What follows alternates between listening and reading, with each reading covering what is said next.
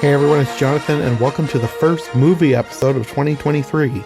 This week we're talking with Nicki from Trivial Theater, and we're covering the much maligned, but also beloved, depending on who you talk to, Star Wars Episode 1, The Phantom Menace. This episode is a long one, so I won't belabor the intro, but I will say if you want almost an hour more of conversation from this episode, I will have a bonus Star Wars Tangents episode up for you on Patreon. We talked for literally almost 4 hours about this movie, so if you want more, there's more to be had.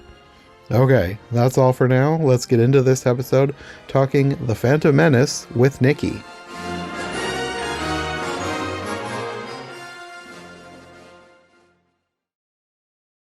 So when you first saw this one, did you like it at first? That is, it's a loaded question. So I saw the original trilogy when they came through the theater, like a couple of years before they were the re-releases of the original trilogy. So this Yeah, was I not think that my would have been first. 97. Yeah, exactly. So this wasn't like my first introduction to it, but to have it with fresh eyes, it was like the sequel trilogy. You know, you see it, and it's like it's a brand new thing, but it's a thing that you love, kind of a thing. Mm-hmm. I've complicated feelings on it because I think, generally speaking, I enjoyed it for what it was. Like the effects were cool. I walked away a little bit underwhelmed. I mean, the hype for this thing alone. I mean, Mm-hmm. you think any modern blockbuster, like not you really can't say that about Marvel so much anymore, but say like Infinity War or Mm-hmm. even more Endgame or Yeah. oh god, I don't know, the new Indiana Jones when it came out. You have that simmering fandom that grows and grows and grows when they know that there's something new. You Mm-hmm. go and see it, and that poster, I mean, it was just like Anakin like kind of looking down, and then the shadow of Darth Vader behind him on Tatooine. I Mm-hmm. mean, holy crap, that I think that is one of the best teaser posters I have ever seen in my life. Mm-hmm. And I'm sorry, I'm gabbing on, but That's what we're here for. oh, I know, but it's focused gabbing, not like, random here and there gabbing. But if you walked in, I was just all I could think was if you walked into that movie, and I saw it as a teen, so that was a little different story. If you were walking into it as a kid or someone that was 100% new to the franchise, but walking into it and knowing what Anakin would become, and regarded, yeah, he's a kid, but I didn't see any sign of the Darth Vader that he was going to become. There Mm-hmm. wasn't any, he was such a good kid, just that, oh, well, he can build anything, and he's selfless and does all these things. And it was a hard jump from Mm-hmm. there to, the guy that basically killed all the Jedi and destroys the whole world, the whole Mm-hmm. universe. Yeah. I did actually see there was I should have looked it up beforehand because it's been a really long time since I've seen it. There was a deleted scene that I wish that they had left in, simply for the fact that it showed him as a real kid. He got into it, and actually I think it was with the kid version of Greedo, or the I read about that. Yeah, they beat up Kid Greedo. Like Greedo was a bully and he right. beat And him up so or something. exactly, and he was like, well, he was being rude, or he was bullying everybody, just to show that perspective of, okay, he is a real person and not just an analog, perfect kid, but also it shows that there's more than just what's on the surface. Mm-hmm. And I know that they talk about how, and we'll get into it, but how him being taken from his mom so early made a difference, and that would, but it just, there was so much of it that just, I don't know. And I mean, Jar Jar is a point of contention, but Jar Jar is Jar Jar, and certainly didn't make or break the movie. I liked the technical advancements. I liked to see like Jedi's doing stuff in a more official capacity as compared to Mm-hmm. it's the last one of its kind of a deal. Yeah. Um, I don't know. Does that make sense? It does. Yeah. Again, it was one of those things where it hardly took away from Star Wars as a whole, but it certainly gave a different perspective that I wasn't expecting. This could have done with a little bit of editing, I feel like, Probably. from like an idea perspective, because there was, I mean, you don't want this to just be a repeat of the original trilogy, and we've seen kind of what happened with that with like Force Awakens, and Mm-hmm. when they go too far away from that. And Lucas even said straight on he didn't want to do what he did with the OG or the original trilogy, but it was a bit, I don't know, it lacked the things that made it Star Wars to some extent. I can see that. Obviously, it didn't bother me because I didn't grow up with the original No, movies. I think understood. I've said before when I was a kid we weren't allowed to watch Star Wars, and then when this came out, I don't remember how long it was between it coming out and me finally convincing mom to let us watch it. It might have been a year, it might have been like 2 years, but I would have been very early teens, like maybe 14 or 15 when I Fair. finally watched all of them. So it wasn't something I grew up with like the original trilogy, so it wasn't like I was so attached to the original trilogy Right. that this was somehow a betrayal, especially if Oh this is the no. first one I ever watched. Oh, So 100%. I guess to me, it's this has always been Star Wars. Oh no, and I agree. I can 100% see that, and and it's not even. I'm not going to sit here and say not my Star Wars, because it is Star Wars. It tells a different story. Hmm. I think it was more in the execution of it, like the depth of character. Everybody went where they were supposed to go and did what they were supposed to do, but there wasn't that. I don't know. The depth of personality felt lacking a bit. It was just people doing things. I think it was probably, at least from what I've read, in the original trilogy, he had people that came in after he wrote the scripts and like cleaned them Ah, up and did rewrites and fleshed out the characters a little bit better. And with this was all Lucas. Like this right. is That what makes Lucas sense. wanted. Everything was Lucas. The dialogue was Lucas. And I think that that is why this is so different Agreed. because he didn't have somebody coming in to, I don't know, enhance his ideas. And I get that. And that's the thing. Lucas is very much an ideas person, but Hmm. that the way that they talk is Yeah. not even formal. I'm not even sure how you would explain how they Clunky. speak. Yeah, yeah. It's like they're saying in 15 words what you could say in three. Yeah, there's a lot of clunky dialogue in these. Oh man. Like And it's I not all I didn't notice bad, as a kid, but you but don't. nowadays that's like my biggest turn off with the sequel or the prequel trilogy is the clunky dialogue. I I can see still that. like them, but Right. the dialogue is and I was just talking with somebody about like watching well, specifically this one first didn't bother me at all because like I didn't grow up with it, so I didn't care about Jar Jar. Anakin was fine. I think when I watched this, it was about the point where we were also getting internet and like getting online more. So Ah, after I had watched this, I had my own opinions. I loved the movie. Then I started getting online, and you start hearing how much people hate these movies, specifically this one. And I think hmm. for a few years, I kind of let that change my opinion. So Oh, I'm sorry. it happens with a lot of things, Oh, I know. but I know. I'm sorry though. That sucks. and it's not like I look back and feel bad about having my opinion changed. The only thing that I feel bad about is I think not that I would have ever seen him or talked to him or even said anything online myself, but like Anakin as a child, I did not like him. Fair. Mostly because of stuff I read online, but I can tell now why people didn't like him, but I don't think it's his fault. Oh no, it I think it's the absolutely isn't. dialogue. It is, and that's the worst thing about it, because and it's not just a Star Wars thing by any stretch. But you look at the way that I'm gonna screw up his name. The guy that played Jar Jar, like the voice of Jar Jar, and I guess he also did the Ahmed Best, I performances. believe. Yeah, I mean he got raked over the coals. The kid that Yeah. played what was his name? Jake Lloyd. Jake Lloyd, thank you. But that kid, I mean, he got raked over the coals. If you go to the sequel trilogy, the lady that played Rose got raked over the coals. There's so much attached to that stuff, and it shouldn't be, because there's no reason for that. They go after the actors when it's not the actors' faults. No, it absolutely isn't. And you get more, especially, and I mean, it's not rocket science by any stretch, but if they have a Twitter account, Mm, they people go after them there, and it's just they believe that their opinions are worthy of this person hearing because they ruined Star Wars or whatever. It's just hmm. ridiculous. I just you feel for them because they just accepted a role. Yeah. Anakin. You could even say it here recently with the Razzies. The girl that played Charlie in Firestarter got Oh, I a heard about Razzie. that. Yeah, Yeah. and edgy, edgelord type humor, I'm sure, is what they were going for, but it's a terrible move. Who does that? The girl was 12 or 13 Yeah. or whatever.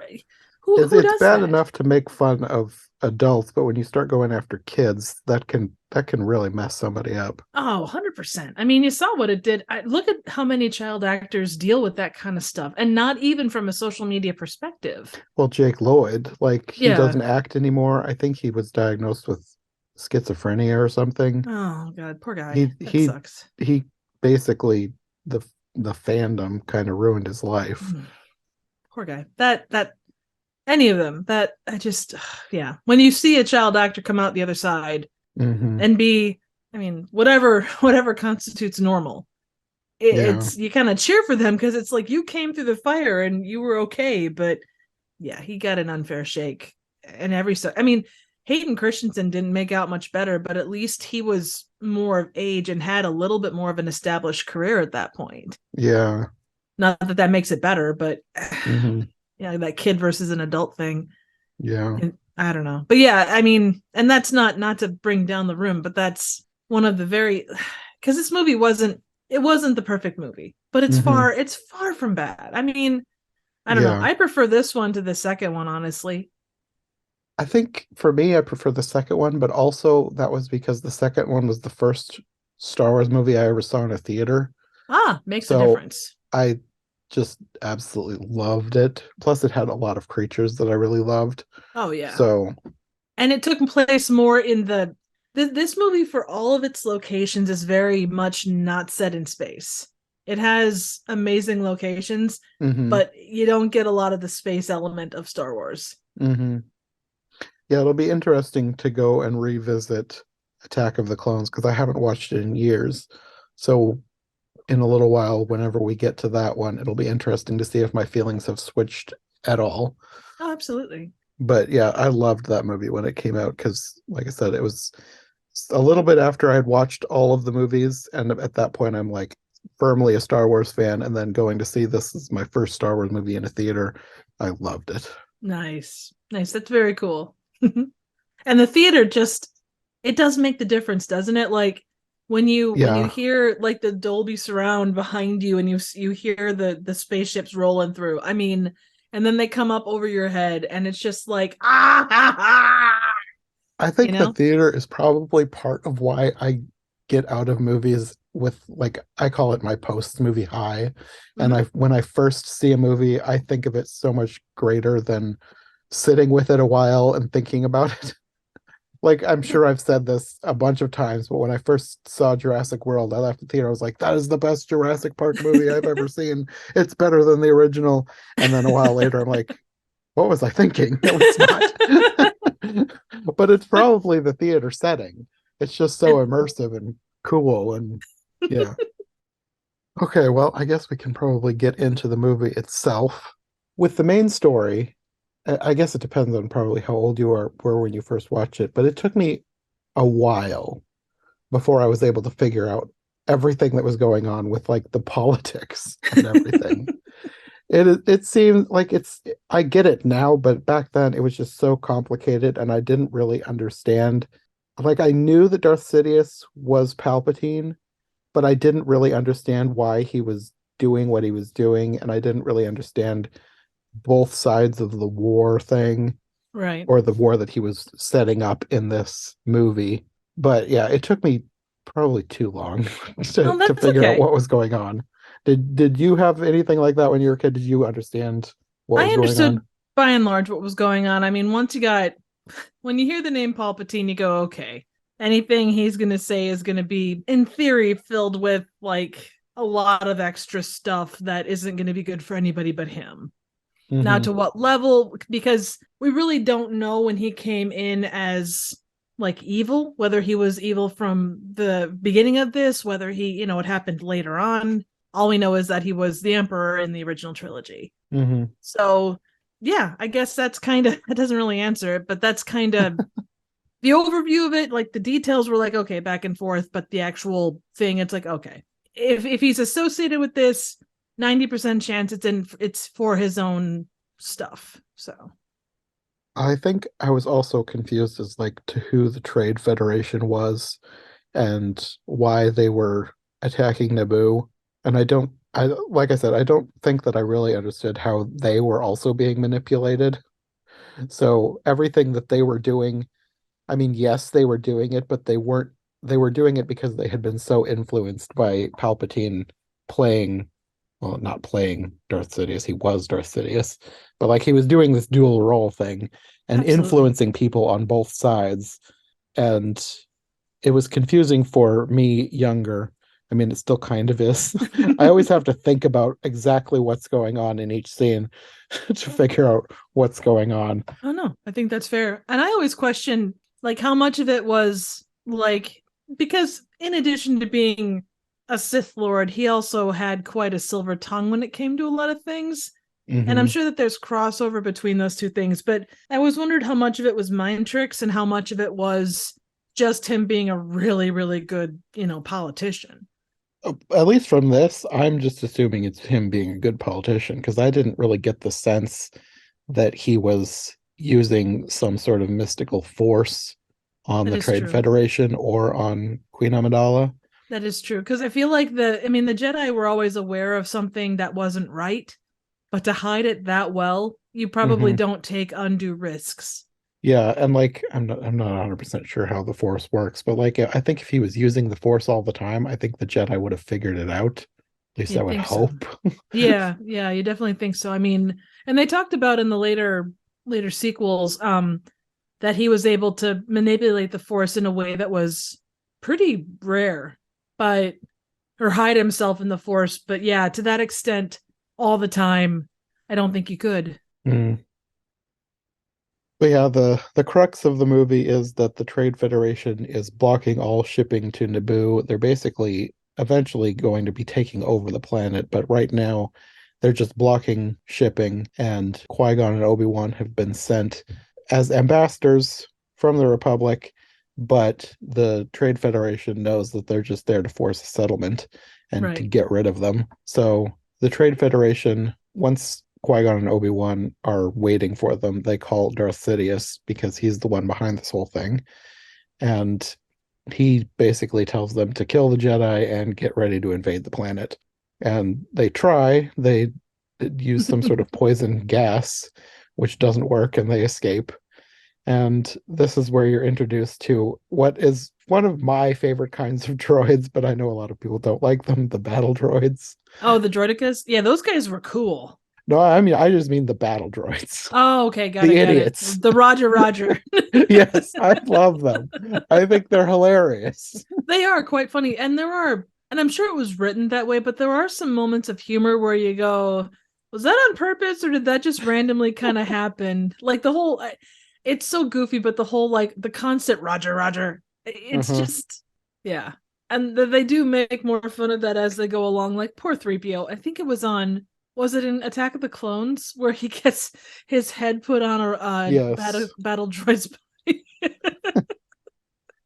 Yeah, and you get more battle droids later on in the Clone Wars series, and I think they lay into the goofiness even more in the Clone Wars series.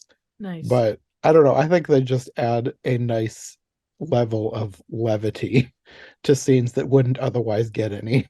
Well, and it's an interesting because you could almost put them in as a placeholder for stormtroopers, and their Yeah. aim is better, but they are still kind of in that comical realm for a lot of the things that the stormtroopers did in the original trilogy. Yes. Plus, this allows the Jedi to hack them to pieces without you feeling like, oh no, they're hacking up humans. Exactly, exactly. Because the like with the stormtroopers, it's slightly a gray area because they're completely encased in armor and you never see their faces, so Mhm. you don't feel that bad. With the droids, they're literally just droids. You Exactly. can chop them up, whatever.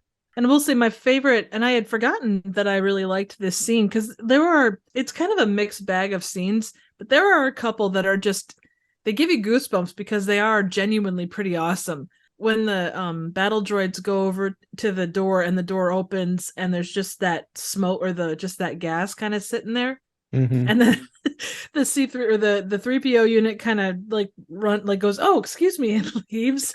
And then you see the two lightsabers pop up. Oh Uh-huh. god. So Yeah. cool. Yeah. And you mentioned too the droidicas, the destroyer droids. Those are also very cool. They're not as Mhm. hilarious. They don't say anything, but their design is very cool. And I like Yeah. that they have the force field thing around them. Yeah, it's a neat addition because there's not a lot of that in the original. Like, obviously, they didn't have the way to be able to do a force field practically. Yeah. Well, the Jedi escape and they stow away on the invasion ships that are being sent down to the planet, and they're trying to get to the Naboo. I think they land on the other side of the planet and they've got to get across the planet to warn the Queen. And then they're going to try and contact Chancellor Valorum, who currently leads the Republic. And isn't that Tobin Bell, the Chancellor? It kind of like he No. sounded like it. He didn't. Okay, never mind then. Oh, I'm blanking on his name. General Zod. The original? Yeah. Oh, okay, that's cool. I'm completely blanking on his name. No, that's okay. Oh, duh. Terrence Stamp. Oh, okay, yep. It was the first name is Finnis. Yes, I saw that one. I went down many Wikipedia rabbit holes. So yes, Oh, I did can see that bet. his name was Finnis. Well, the fact that Valorum is kind of a variation on Valium, isn't it? Like it's kind of a sleepy Oh, I thing. don't know. I suppose it could be. I'm Star Wars has a lot of weird names, some that are based on things like that, some that are just completely made up. Like hardly anybody knows that Senator Palpatine, his first name is Sheev, which Really? is such a weird name. Sheev Palpatine. Can you imagine as a kid his mother going up to him, Sheev Palpatine, you get in here right now. This is his evil backstory. Oh my god. That's kind of awesome. But yeah, back with the Trade Federation. The two main characters here are I'm not sure if I'm going to pronounce at least the last name correct. Rune Hayako, and of course Newt Gunray, who is the viceroy. He's like in charge of everything, but Rune is his right hand man, and they're always together throughout the movie. There was another guy, but he was like kicked out because he questioned something at the very beginning, and Yes. I think Rune might have taken his place. Either that or he was just there all along. But those are the two main ones. Well, and the third one, no, maybe it was the second one. He kept saying because Newt would be like, "Hey, just shut the doors," and they're like, the other guy's like, "That's not going to be enough. Make sure to double up the droid army or the droid guards. That's not going to be enough." Yeah, he was questioning their methods, so they got rid of him. And they shouldn't have because he actually knew what he was talking about. But they get a call from Queen Amidala, who is calling about the negotiations, wondering what's going on with the Jedi. But they claim that they don't know anything about this. They've never seen any Jedi. And she knows that this is a lie. She says they've gone too far this time and hangs up on them. And I think they know that she's onto them. So they decide they're going to cut all communications to conceal their attack on the planet. And she calls Senator Palpatine because something you learn about Palpatine is he's from Naboo. So he represents Naboo in the Senate. So she calls to tell him about this. And he says that the ambassadors did arrive, but then communication is cut. And they realize that this means that Naboo is being invaded. And I think they're trying to get her to, I don't know, fight back, but she says she does not condone a course of action that will lead to war. And that would be a hard place to be anyway. And I find it like the history of the Naboo royalty or like who becomes queen. It's actually kind of fascinating. I think it was always like 14-year-olds and or I think it was that. Always female, always 14-year-olds. They always have the handmaidens and it's like an elected position. It's quite an interesting setup. It is. And I like it in a science fiction setting, but this would be extremely unethical if it was in real life. Absolutely. Well, and it's not like it's the first time, like, I know England had child kings and they had their stewards, but, it's still all that good stuff. So, oof. But even that, it's like those, not that it makes it right, but they were born into that line. With this, they chose to put a 14-year-old in charge. Very true. That is very, very true. At this point, the Trade Federation send the battle droids to search for the Jedi because they're no longer on their ship and they think that they've snuck down to the planet with them. And of course they did. They escaped from the ship they stowed away on and they run into Jar Jar Binks, who I never had much of a problem with watching this, but it's because, I mean, I didn't grow up with the originals, so he was just always part of Star Wars for me. Oh, yeah. Well, and the thing is, again, it's I mean, he was there for, in a roundabout way, he kind of fulfilled the Chewie role, I think. Kind of, except he's dumber than Chewie. Oh, yeah, just a little bit. I felt bad, like and I don't know, because I think this was meant to be more kid friendly, and you can Yeah. definitely see with Jar Jar Binks and actually the Gungans in general, but I think that you can see that aspect of it. And I suppose with Anakin too being 10, but Hmm. or not, what was he, 9 or 10? 9. Anyway, that whole thing you can see that aspect of it, but it's done in such a weird way, like, oh, a creature farts and he goes pee yusa, or it almost is a little too much Yeah. given what it is. And it's not, again, nothing towards Ahmed Best by any stretch, but No, this is all in the script. oh, 100%. That's not even a question. So, but it's weird because on one side of it, you've got this very intense political drama. And then on the other side, you have Jar Jar Binks. Yes. Which, if you've ever heard the conspiracy theories, Yes, I have. oh my god, they're hilarious. Part of me wishes that that was true because I think it would be so great to have Jar Jar Binks suddenly turn into a Sith Lord. Oh my god, that'd be hilarious. I don't think that it was probably not the plan, Right, but right. I think I would have liked that. It's one of those conspiracy theories that I could have honestly have sort of gotten behind, but God. At some point, I remember when that first started coming out, somebody made this very convincing YouTube video and put all this stuff in it that was like really pointed to this is how that was actually supposed to be. But I think that they were probably exaggerating some of it because when I watched it this time, I didn't really see much of what they were talking about. Yeah. Well, and a lot of that stuff could be taken however you wanted to take it. Yeah.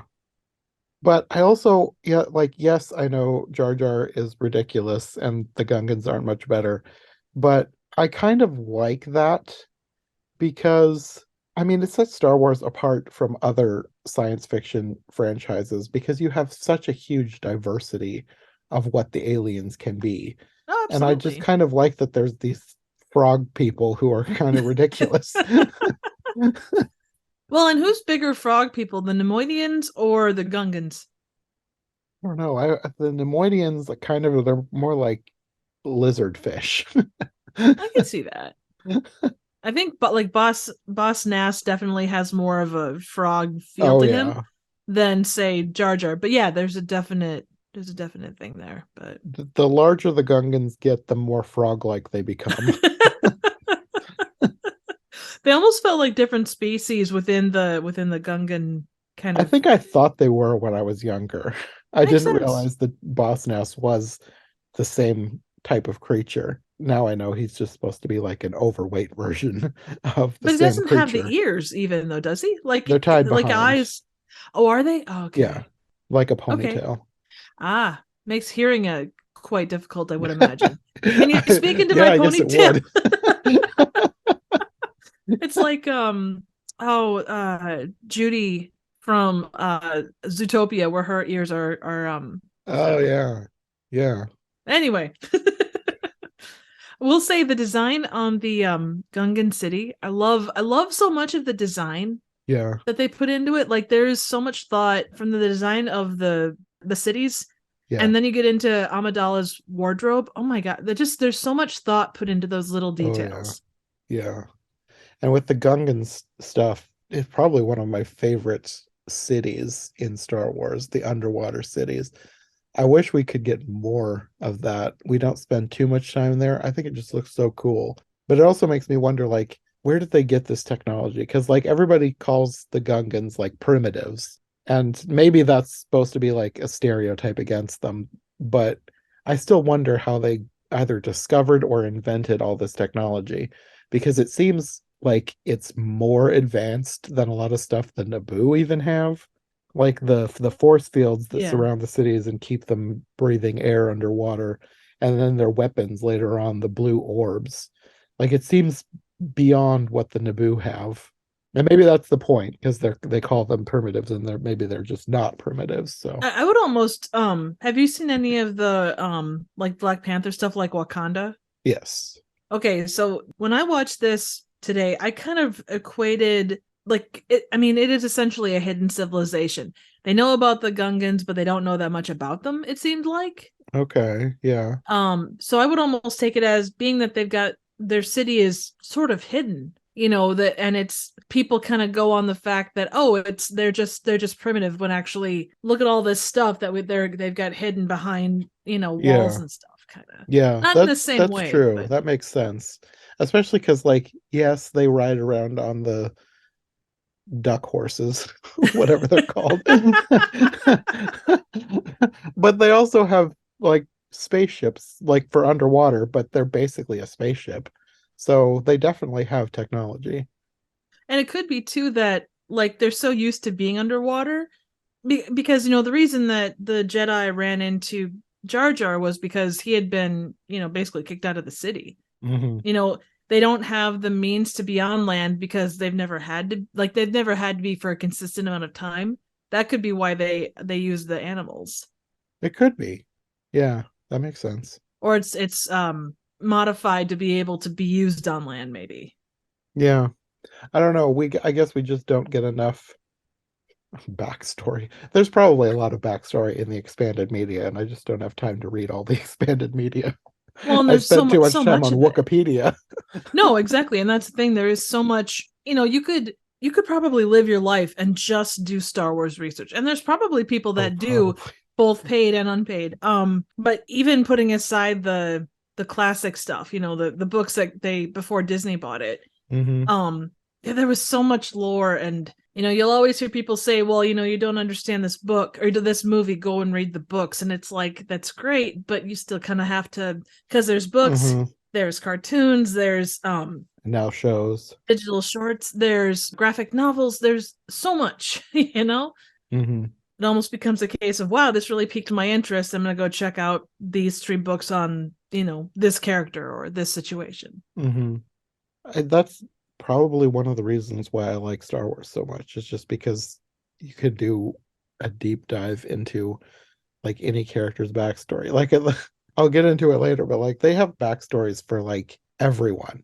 Like if they pass by somebody who's just in like 3 frames, somebody has got to have written a backstory for that character, and it exists on Wikipedia. Oh, absolutely. I ran across what was it? And this is down the way a bit, but the other hut with Jabba was like, Gardula. yeah, yeah, I was reading up on that, and it's like, oh my God, this other hut that's in scene for like, half a minute is, Hmm. She was the original owner of Anakin and Shmi. oh, okay. She's mentioned in one line, like they were sold to Gardula the Hutt, who lost them to Watto, and then Ah, it never says that's who's behind Jabba, right. but you look it up on Wikipedia, and yeah, that was Gardula the Hutt. That's awesome. There's so many things like that. I Yeah, have a couple that I wrote in my notes for later, but it's rock so on. ridiculous the minute level of detail that they have in these. I love it.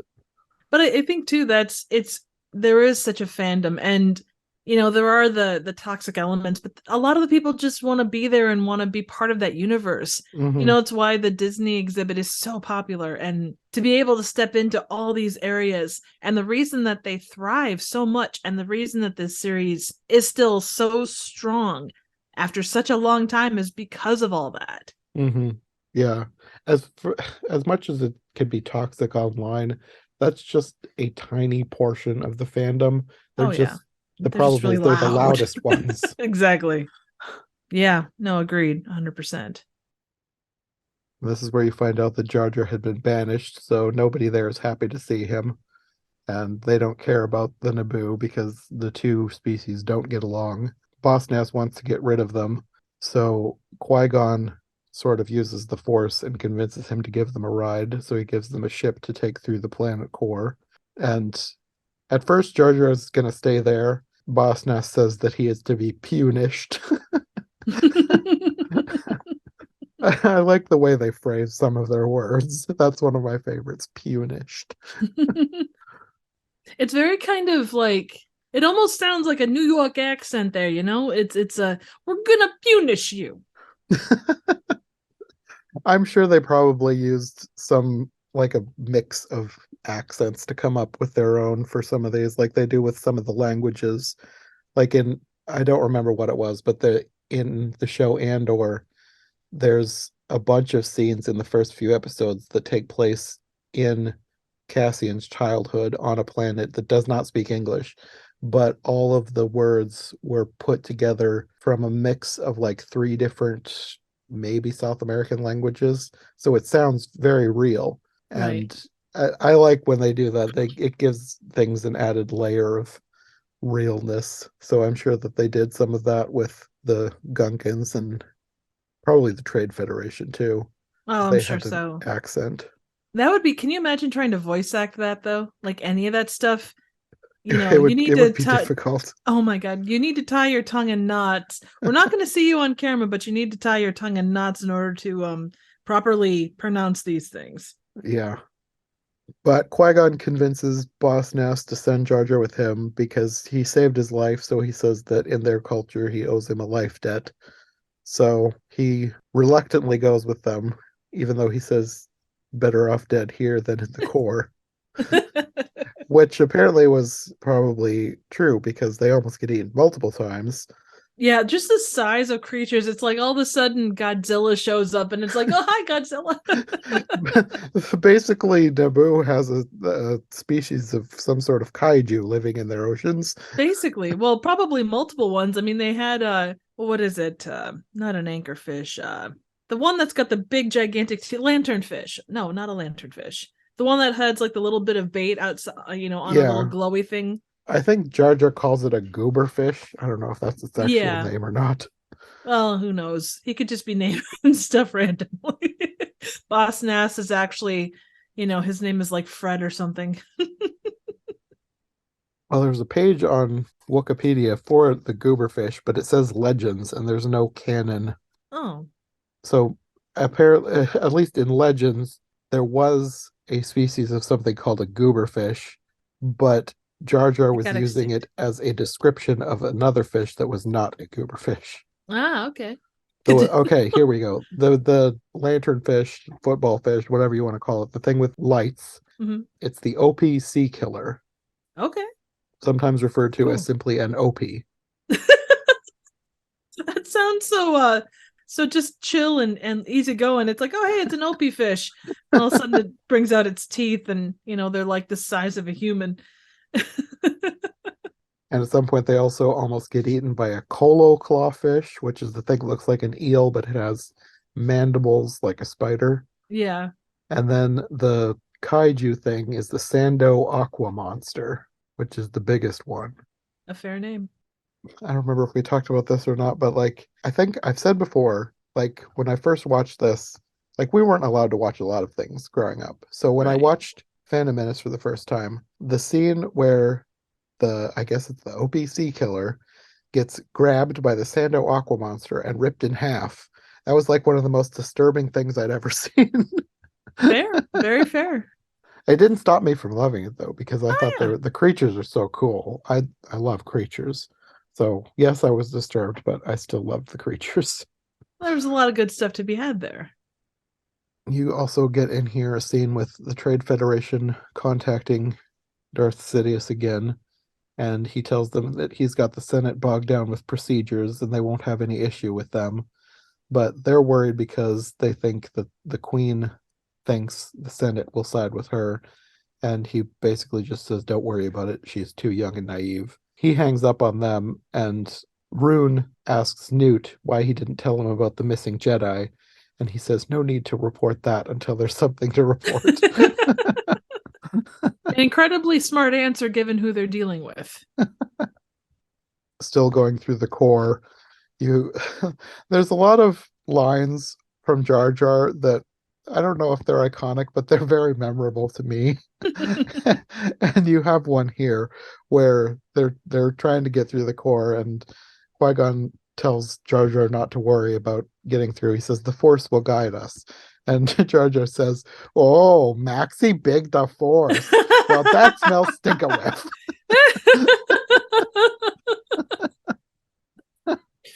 I just imagine Qui-Gon turning around and going, "Do not make me turn this bongo around."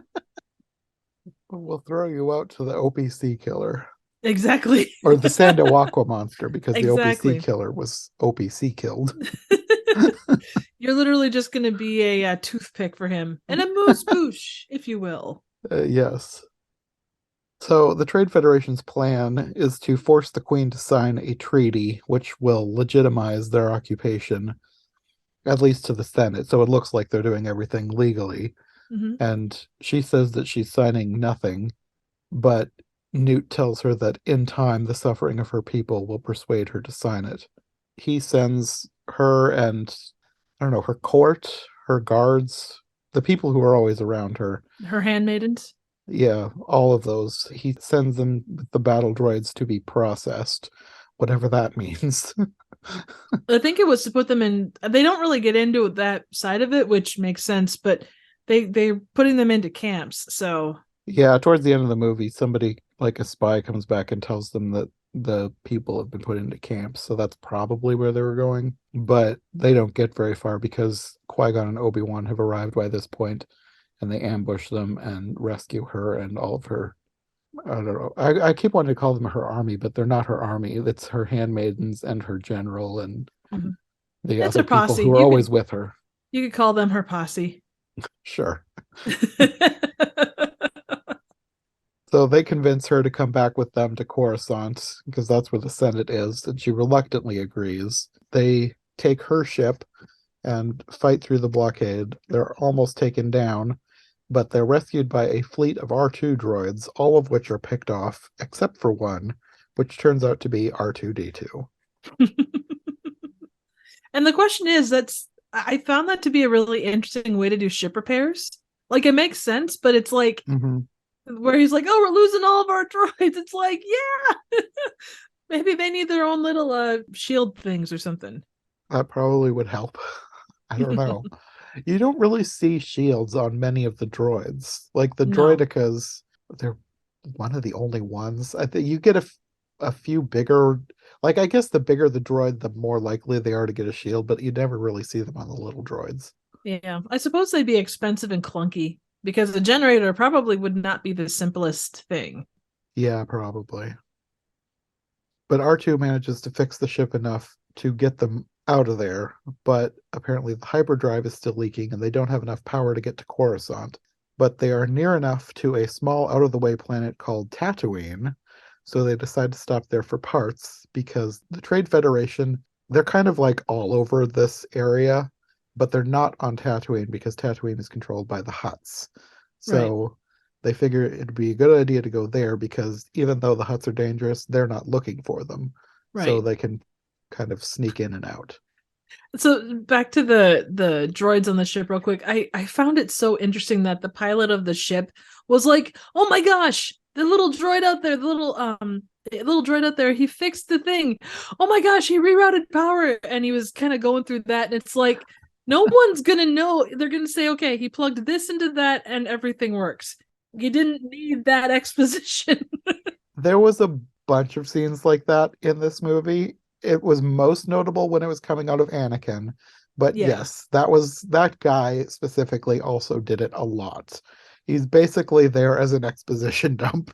And it was unneeded exposition. Yes, No one needed to definitely. know that, oh, he rerouted power. It's like no one's gonna say, well, according to the Nubian, T14 specs, the area of the ship that they were working on, was not able to do what they say that it was supposed to do.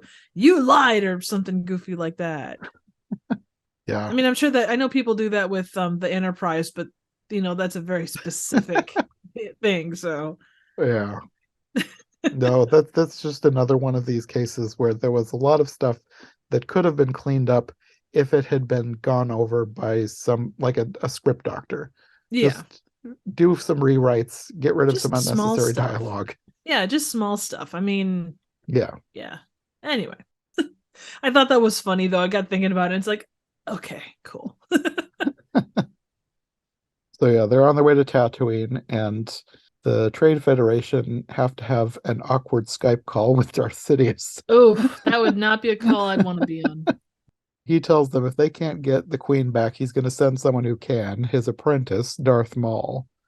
And I feel like this is one of those things that has been, I don't know, meme to death, but it cracks me up, maybe because it's a meme, I don't know. But after he hangs up, Newt says, "This is getting out of hand. Now there are two of them." There's a lot of things in this movie that have become memes. Oh, 100%. There's a whole And I think subreddit dedicated to prequel memes.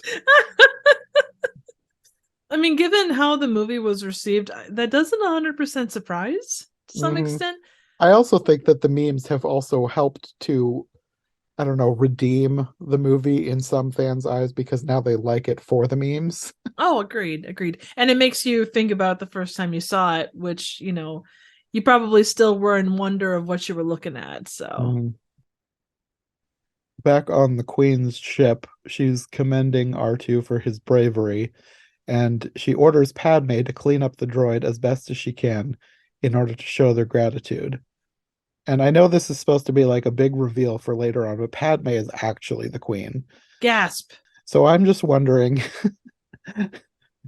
did Padme want to show her appreciation to the droid and have her handmaiden tell her to do it? Or did this handmaiden just want to see the Queen performing manual labor and make her go and clean up the droid herself? My thought is she decided, hey, you know what? She stole my shoes last week. I'm going to make her do this. So. Because they're all kind of in that, mid-teenage range where you can be a little bit vindictive towards your fellow handmaiden. I mean, I would have done it. Well, the Naboo don't seem like a people that would execute somebody who wronged them, so she's probably going to be fine if she did this as a prank. Well, they're just, the handmaidens that were there for the Queen previously, and they're just setting the ground rules. Like, hey, you know what? When I'm wearing the garb, you listen to me. It's hazing, But like when you're done cleaning up that R2 unit, you can go shine my shoes and get my next hair piece ready because this hair is getting bigger. And depending on who all know this secret, it's not like she can protest. Especially in front of all the other folks that were there. Yeah, like she doesn't want to reveal, like, hey, I'm actually the Queen. Stop telling me to do all these chores. Eventually, they get to Tatooine, and they land far out in the desert so they don't attract attention to themselves. And Qui-Gon, I don't know why they're taking Jar Jar, but Qui-Gon and Jar Jar are going. And Jar Jar says, "This son doing murder to Misa's skin." He was an interesting choice to take to a very, very, very dry desert planet. If it were me, I would have just left him in the ship. Exactly. Let him go use the spa, which a Naboo ship has. Of course. Because it's a Queen ship. I mean, we learn about her wardrobe later, so I would imagine, They've got to have all kinds of amenities. Oh, yeah, absolutely. But they're heading out, and apparently the Queen has ordered them to take a handmaiden with them, which is Padme, who is actually the Queen. And Qui-Gon doesn't want to do this. He says it's not a good idea, but that's what the Queen wants, so that's what they're going to do. I mean, he's taking orders from essentially a feather duster. Like the rest of the outfits I can by and large get behind, including the one that has her in braids covered in pantyhose, but that particular one, she looks like a feather duster.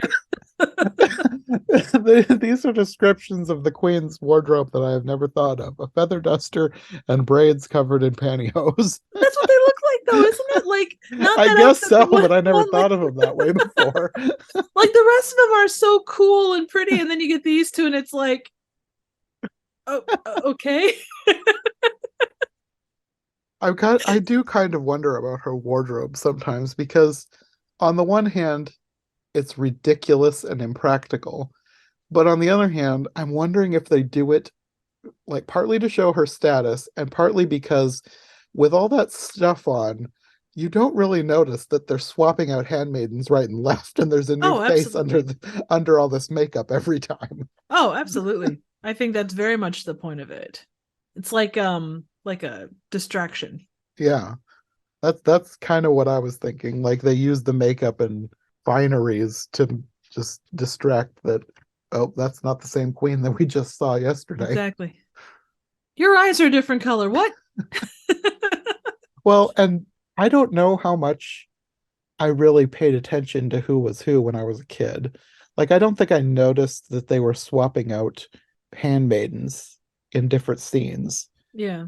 because, well, partly because I knew from the start that Padme was actually the queen. Yeah. Because even though I wasn't allowed to watch Star Wars, I was still mildly obsessed with it when this came out, and I was reading all that I could about the Phantom Menace. Like Nice. Pizza Hut had some sort of thing going on, and I remember going. I think it was the thing in public schools too, but like for homeschoolers, we were in something called Book It. Oh, Book It Uh, was great. I love Book It. That was like my favorite thing because you read all these books, then you get free pizza. Yeah, a good combination. And I remember going to a Book It thing at Pizza Hut, and they had something to do with Phantom Menace going on, and there was like all this information on like a placemat or something. Hmm. So I was like reading all that stuff, and at some point in there, I found out that Padme was the queen. So it didn't ever occur to me that the reveal at the end was actually supposed to be a twist, because I knew it from the beginning. They get into the city and they meet a Toydarian named Watto. Oh, and what a Todarian he is. I really like his design. He's so weird. He's like a lizard mixed with a tapir mixed with a hummingbird. Oh, agreed. He is I don't even know how to describe what he's wearing. Like that always catches me, like he's like got a dad bod. It's like, okay, good to know that dad bods are not just a human thing. I think that that's kind of just the basic Toydarian shape because there's an episode of Clone Wars that takes place on Toydaria, and Ah. I think all of them were that basic shape. So, Oh, but well, that's that's just good to know. dad bod is the default. Nice. Hey, there's nothing wrong with that. Just imagine a little Toydarian like walking around, and the dad's like, "Oh man, you know what? He's got a bod just like I do. Oh, I'm so proud." Oh, sorry. Now I want to see a baby Toydarian. Oh, I bet you they're adorable. With exception of the just the 5 o'clock shadow. Maybe they don't get that until they become a dad. Oh man. I did, and I know it was an obvious thing to add in, like, a way to counteract the Jedi powers, but I do love that they're immune to mind tricks. Oh, yes. I will say too, I was a big fan of the design, especially considering like where things go. I really enjoyed the design of Sebulba. Yes. I like it's so his body type is so weird because it's like his hands are his feet and his feet are his hands. Very much. And you think about a lot of, I'm not dissing on Star Wars design, because you think about all of the creatures that they've had to come up with. But so many of them are like, okay, we're going to take like the head of a tiger and the body of like a donkey, and we're going to put them together. This is like Sebulba and Watto as well. They feel very, or Watto, they feel very like organic and like inspired by, but not so much that you could see those various elements like Hmm. clearly. Yeah. Yeah, I like how yes, it seems sort of like a mix of a tapir and a lizard and a hummingbird, but it's just off enough that it's not immediately obvious that that's what it is. Right.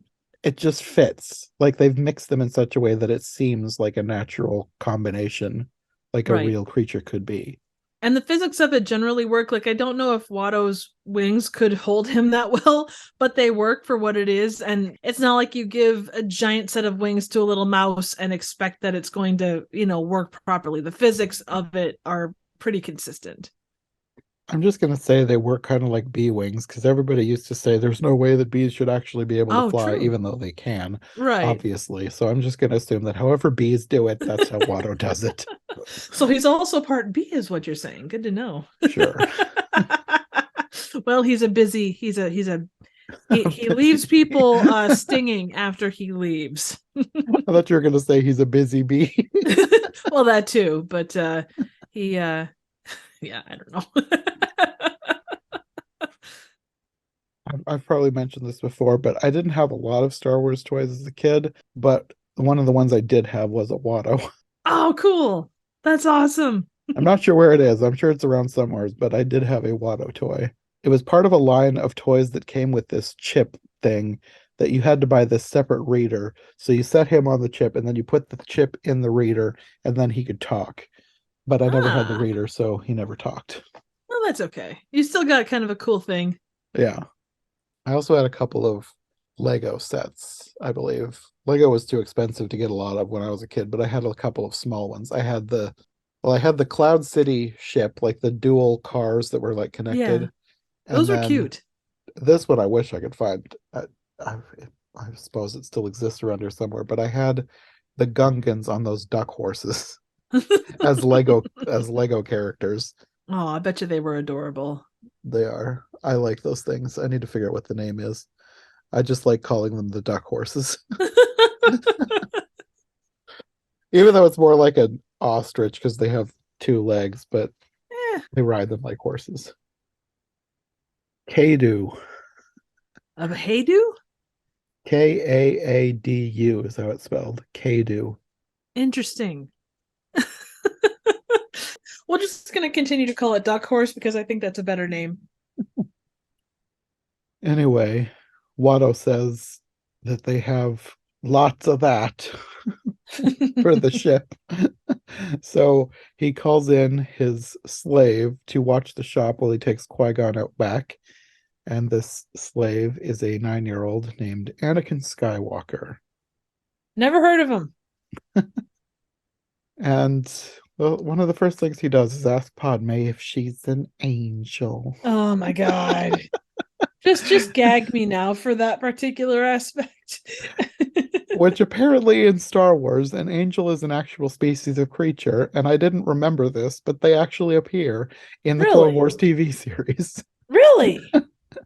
Their actual name is the Diatham, but they are called the Angels. Oh, are they like the Weeping Angels from Lord No, they're Doctor Who? white and glowy. Ah, okay, so they're not made of stone and scary and No, like they're supposed to be very beautiful. okay, cool. They're weird looking, but they're supposed to be very beautiful. Oh, well that's good. Beauty is in the eye of the beholder. You could do a whole side thing on just all the random creatures that we talk that we kind of go off on tangents about. Oh, definitely. There's more coming up. Oh I no. have notes for other things too. It took me forever to get this done. It took me Oh, like I I can watched this over imagine. multiple days, just chunks at a time, because I kept stopping on Wikipedia. John, I hate to say this, but I think you might have an addiction. Probably. You get another minor exposition dump here because you have to find out all about Anakin and what he wants and his dreams about, and he's going to fly away from this place. And he gives his backstory about being owned by Gardula the Hutt while losing him in a bet with Watto. And she says, "You're a slave? I'm a person, and my name is Anakin." Which I mean, I could see for a kid that age, you know, I would have before this said there's no 9-year-old that's going to say this, but I've met 8-year-olds that are very, very much about the this is who I am kind of a thing. So Hmm. asserting that, you know what, I'm not just this, I'm more than that or whatever. Yeah. I mean, this is not anywhere close to his most clunky dialogue, but that just Oh, always not stuck out to me even. as one of his lines that didn't Very feel true. exactly natural. But I No. suppose there are kids that will say things that you wouldn't expect a kid to say. So, Yeah, no, very much. But yeah, it's definitely a very for a movie, it's a very, very clunky piece of dialogue. There's no doubt about that. mhm. Is it better or worse than I hate sand? I It's don't know. rough and it gets everywhere. Yeah, I don't know. They're kind of equal. Yeah, that is true.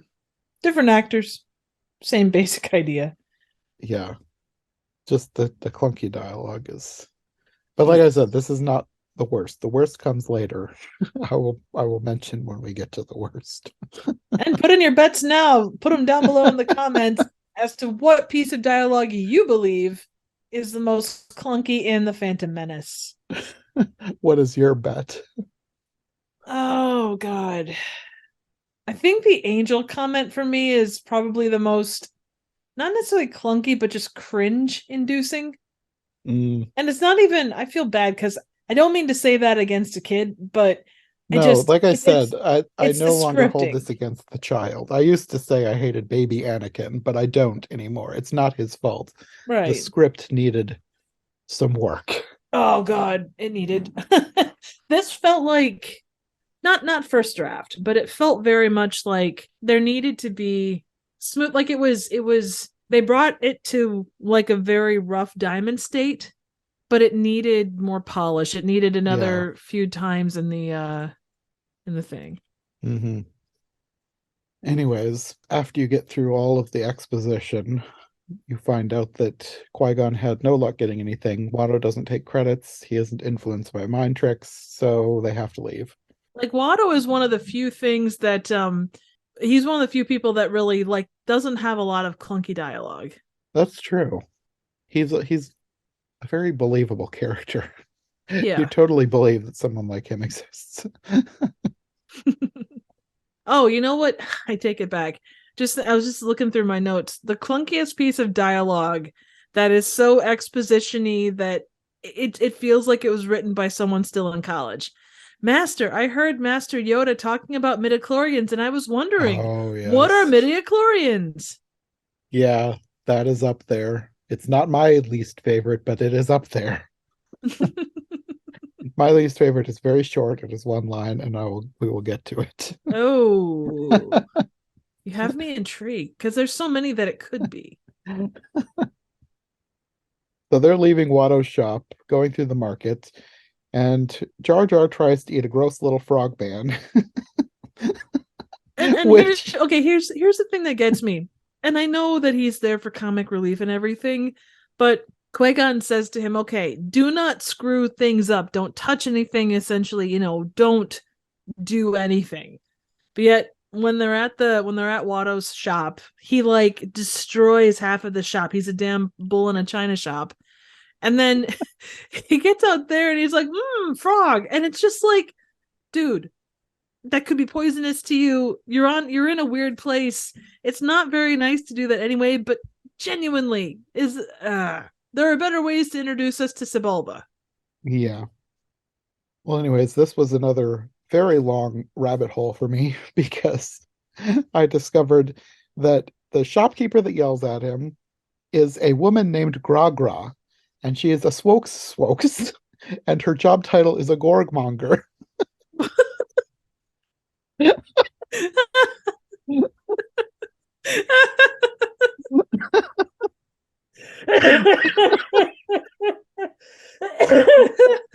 Okay, that's just word salad. I know, but I love it. I dare you to put on your resume a gorgmonger. Well, it turns out that those little frog things are called Gorgs. And apparently, in the Star Wars universe, a Gorg is just a catch all term for any species of frog.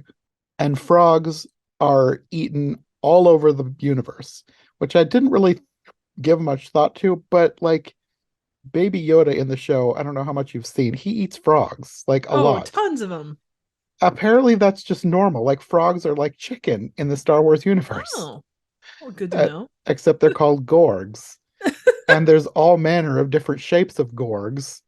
Like even the things that Jabba eats are classified as a Gorg, even though some of them have specific names. They're all just a Gorg. Oh, okay. Interesting. So it's like meat. So like when at the race he bites the head off a thing, that's a different kind of Gorg. Oh. That was also something that disturbed me as a kid, him biting the head off a thing and spinning it at a gong. As long as you didn't try to repeat that with like a hot dog, like bite the top off of a hot dog and like spit it at a thing. That sounds like something that a weird child would do.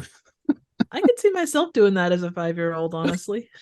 But yeah, that was a long rabbit hole that I went down reading all about Gra Gra and her gorgs.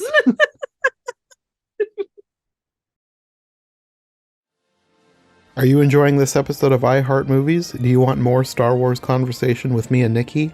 We have nearly an hour-long bonus episode up for you right now on Patreon, plus other extended episodes and more bonus content you won't find on YouTube.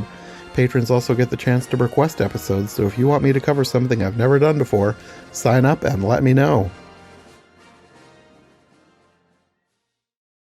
Anyways, Jar Jar tries to steal this frog, but he can't rip it off the thing, and he accidentally launches it into Sebulba's soup, and Sebulba attacks him, but he gets saved by Anakin, who tells Sebulba off, and he leaves. He can't do anything because Anakin is owned by Watto, and then I guess he would be liable if he hurt him or whatever. So Anakin invites them to come home with him because a storm is coming, and they wouldn't make it back to the ship in time. So they go home and meet his mother, Shmi Skywalker, and he shows them around. He tells Padme about his droid that he's working on, which turns out to be C-3PO, and then they get introduced, their first meeting. You have R2 saying something which you can't understand because he talks in beeps. What do you mean naked? My parts are showing. And Anakin also tells Padme that he's working on a pod racer. And then they call to the ship to give an update, but the ship has received a distress call, and Obi-Wan tells them not to answer because he thinks it's a trap. The distress call basically says that their people are dying, and they need the Queen to contact them immediately. But I think that this distress call was traced anyways, even though they didn't answer it, because the very next scene is Darth Sidious sending them all to Tatooine. And if it wasn't traced, then how would he know to send it to Tatooine? Unless there was some dialogue that I missed earlier. See, I was kind of wondering about that, is if like they actually didn't send a distress call or if they did. I would assume if they had, that we would have known about it, but I don't think they did, because you see that guy, I can't remember his name, I didn't write it down. You see him later, and he's not in the emotional distressed state that he was. And I don't think that they were actually killing people at that point. They'd rounded them up and sent them off to camps. But the way the distress call sounded, they were just killing people right and left. Everybody was dying. So I don't think it was true. Basically gun to his head and, okay, say this now or we're going to start doing things. Either that or they somehow can deep fake this stuff. Right. I don't know. Because it didn't seem like he would have said that kind of thing. I don't know. Yeah, same. But either way, I think that even though they didn't answer it, I think the call was traced because somehow Sidious knew to send Maul to Tatooine. That makes sense. So they're having dinner, and Anakin is telling them more about pod racing, and he's the only human who can do it. And Qui-Gon thinks that he must have Jedi reflexes because pod racing, like, you need to have super fast reflexes to even consider doing it. But anyways, when Qui-Gon says that he thinks he has Jedi reflexes, Anakin wonders if he's a Jedi and if he came to free them, which he says, yes, he is a Jedi, but he's not there to free them. They're trying to get to Coruscant, and they're just stranded till they can get parts for the ship. Mm-hmm. And Shmi tells them that the only way that they can probably get parts is by gambling with the junk dealers, because that's their main weakness. Everything revolves around betting on the pod races. And Anakin suggests that they take the ship that he's building and get Watto to let him pilot it for them. And then if they win, they can use the prize money for the parts they need. And Shmi doesn't like this idea, but he basically tells her that she has said that nobody wants to help anybody, so he's trying to help somebody, so he should be allowed to. And she relents. She thinks that he was meant to help them. Right. Which I'm still not sure that if it was my kid, I would go with this. Oh, but... no. Agreed. Well, and there's so much. I know that they do it for, there's certain reasons that they go the routes that they do, But there are some things that don't make sense, like as we get to the end of this, especially as we roll along with things, like they want all that money for taking the pod racer. You can't tell me that they couldn't have paid for Shmi, you know? I wrote that in my notes to talk about later. Oh, apologies. We can talk about it later. No, I just no, like it's it's one of those, true. It's yeah, true. it just feels like, oh, well, we're gonna take your son and go off, and oh well, he may become a Jedi, he may not. If he doesn't become a Jedi, well, we'll return him or something. We'll sell him Mhm. back in, not that they would do that, but you know, Yeah. like some of the choices of the way things go, you just kind of look at it and go, you wrote this story this way specifically for reasons. Why didn't I don't know.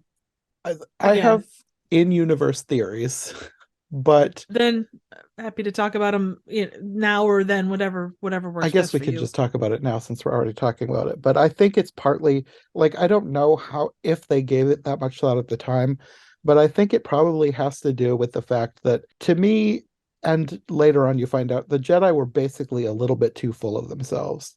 That Like is true. they kind of saw themselves as above other people, even though they were trying to do the right thing. They like the way they treat kids.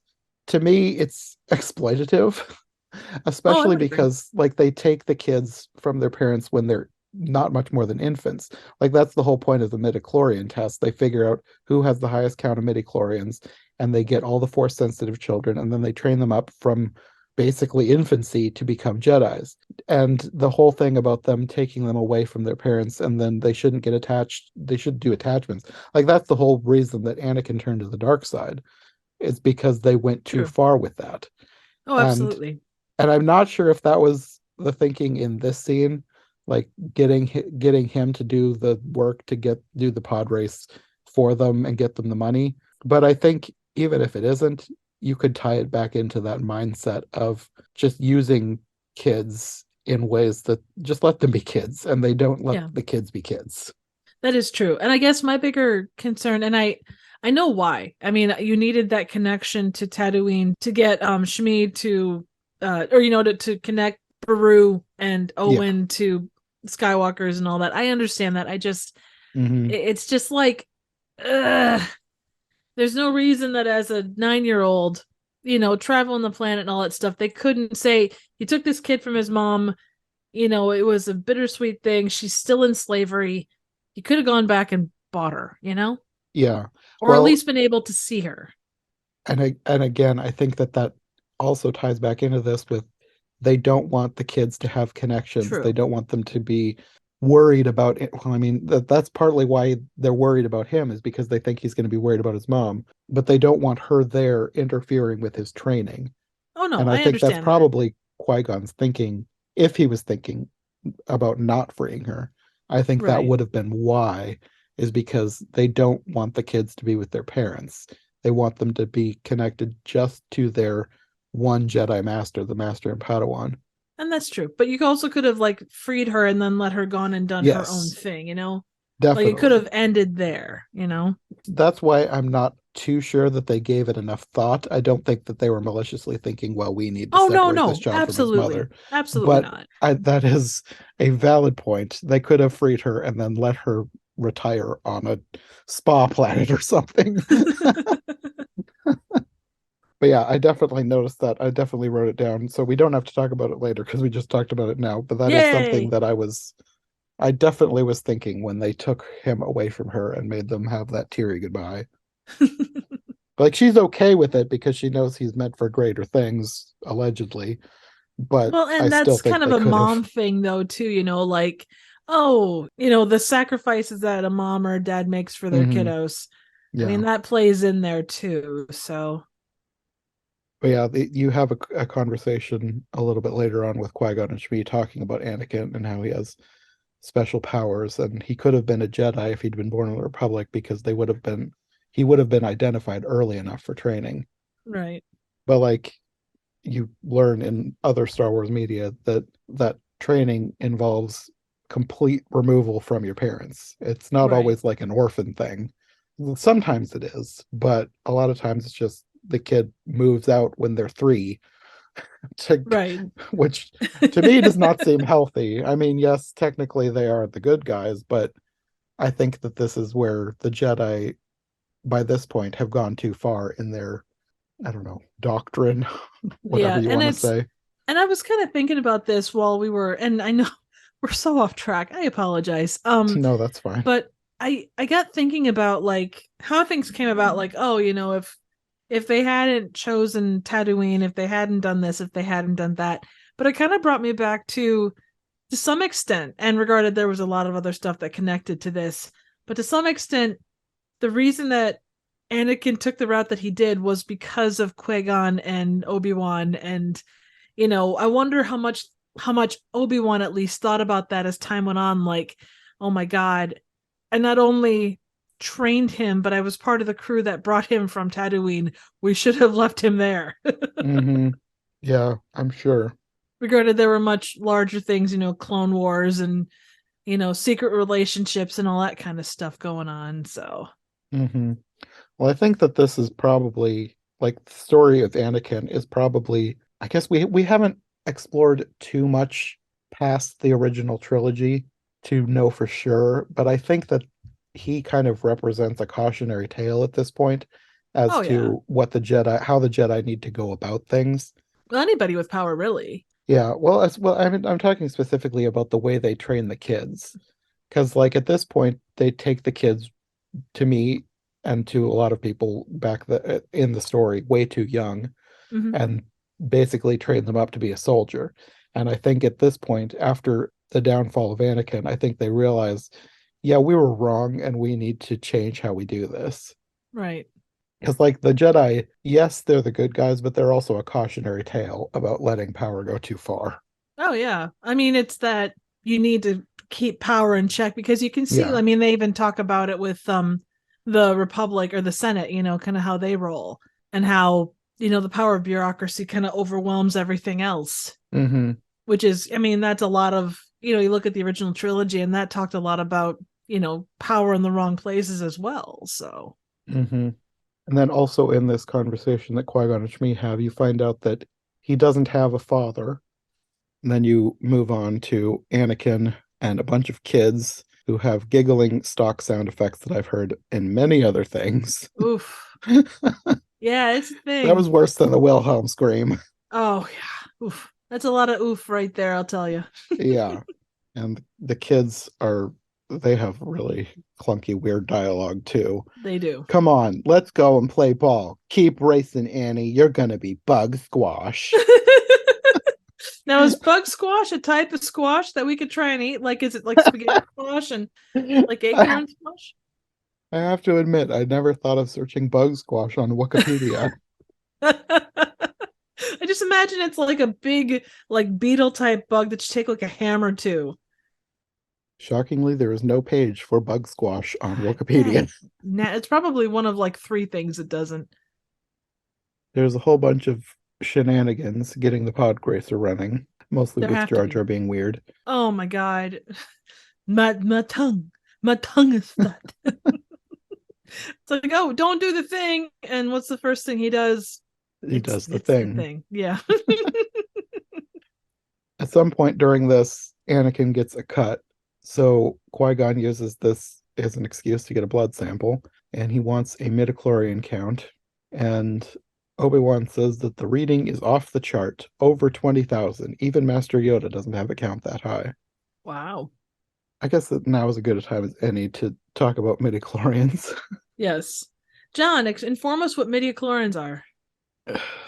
Oh, there's a whole quote that I didn't write down, but basically they're a microscopic life form that live in all living things, and they attune you to the force. So basically, the more midichlorians you have, the more you are in tune with the force. And to me, like I said multiple times, this was probably the first movie I ever saw, so this is just Star Wars for me. Right. No, It didn't understood. bother me at all. But apparently this was extremely controversial when this came out. It was kind of, actually, from what I remember. They I think it was more the idea of, the force was just something not quantifiable. Mm-hmm. And to quantify it down to numbers and say, like, well, you don't have this, you do. It kind of takes away from the. It's like when you explain anything, Mm-hmm. like you add that, it takes away the mystery of it, and I think Yeah. that's what people got people up in arms about. Like it never bugged me one way or the other. It's like, well, okay, there's explanations for everything. They're just choosing to do it. I think it was more the bigger argument I saw with people was it was such a focus. It gets brought Mm. up so many times. Like there was really no need to explain it. It could just be like, the heart pumps blood. We go from there. It's kind of like that Mm-hmm. kind of a thing.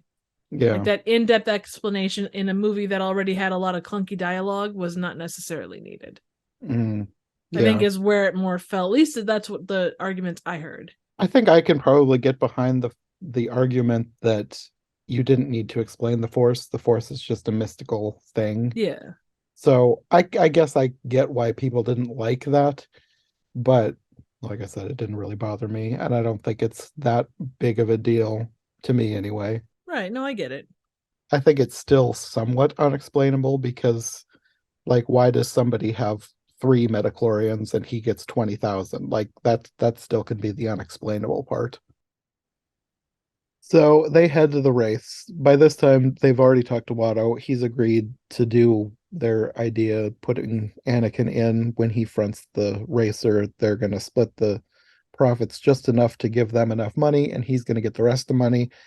And then he wants to further this, make a bet to free Anakin. First, he tries to do both Anakin and Shmi, but Watto refuses. He says he'll do one. He uses something called a chance cube, which is basically a dice, but it has colors on it instead of numbers. And he says red or blue, he'll get either Anakin or Shmi. And Qui-Gon uses the Force to make it land on Anakin. And Watto is upset about this, but he says it doesn't matter because he's never going to win anyway. And then you get a scene before the race with C3PO and R2 talking about space travel, and C3PO says, "I can assure you they will never get me onto one of those dreadful starships." And there's more exposition here where you learn that Anakin has never won a race in his life. Sebulba wins every race, and Watto is even betting on Sebulba. He doesn't believe Anakin has any chance. And Padme, her jaw drops when she finds out that he's never even finished a race. Not just one, he's never finished a race. See, and that's I know that they're counting on Qui-Gon because, he knows all or he knows quite a bit. But honest to God, there's so Mm-hmm. little, oh, I trust him. Oh, he's never actually won a race. Oh, I trust him. Oh, he doesn't have a complete pod racer. Oh, I trust him. Oh, he's never finished a race. Mm-hmm. I trust him. Oh, by the way, I'm gonna put up our ship as a thing. The fate of the galaxy depends on it. It's just We I guess we haven't really talked about Qui-Gon and Padme's interactions too much, but throughout most of this, she has disagreed with everything that he has said that they're going to do. And for me, I would be Padme in that situation. Like oh, she 100%. seems, even though everything works out for Qui-Gon, Padme has more sense than Qui-Gon if you're just taking everything at face value. Well, and I remember reading the book for this, and I was actually super excited. Like I waited in line to be able to get a copy of this book with Obi-Wan on the cover, no less. But like they talk about in the book a lot about the living, what was it? It's living force versus some other kind of force. Like there's two different kinds of force. One is more in the present, the other one is more perceptive of the future, or like keeping an eye more on the Okay. future. And they're like between Qui-Gon and Obi-Wan, they're very opposing in those beliefs. Like you'll like when they first get onto the Neimoidian ship or the blockade runner or the blockade ship, they talk about being in the moment, living force versus whatever the other kind of force is. I can't remember. But yeah, it was really interesting to see that and then to see it translate into what was on screen. Hmm. So On to the race. yes. Everybody's lining up. There's a lot of fun character designs in this race. I did not write down all the names. There's a lot of ridiculous names Oh, so ridiculous.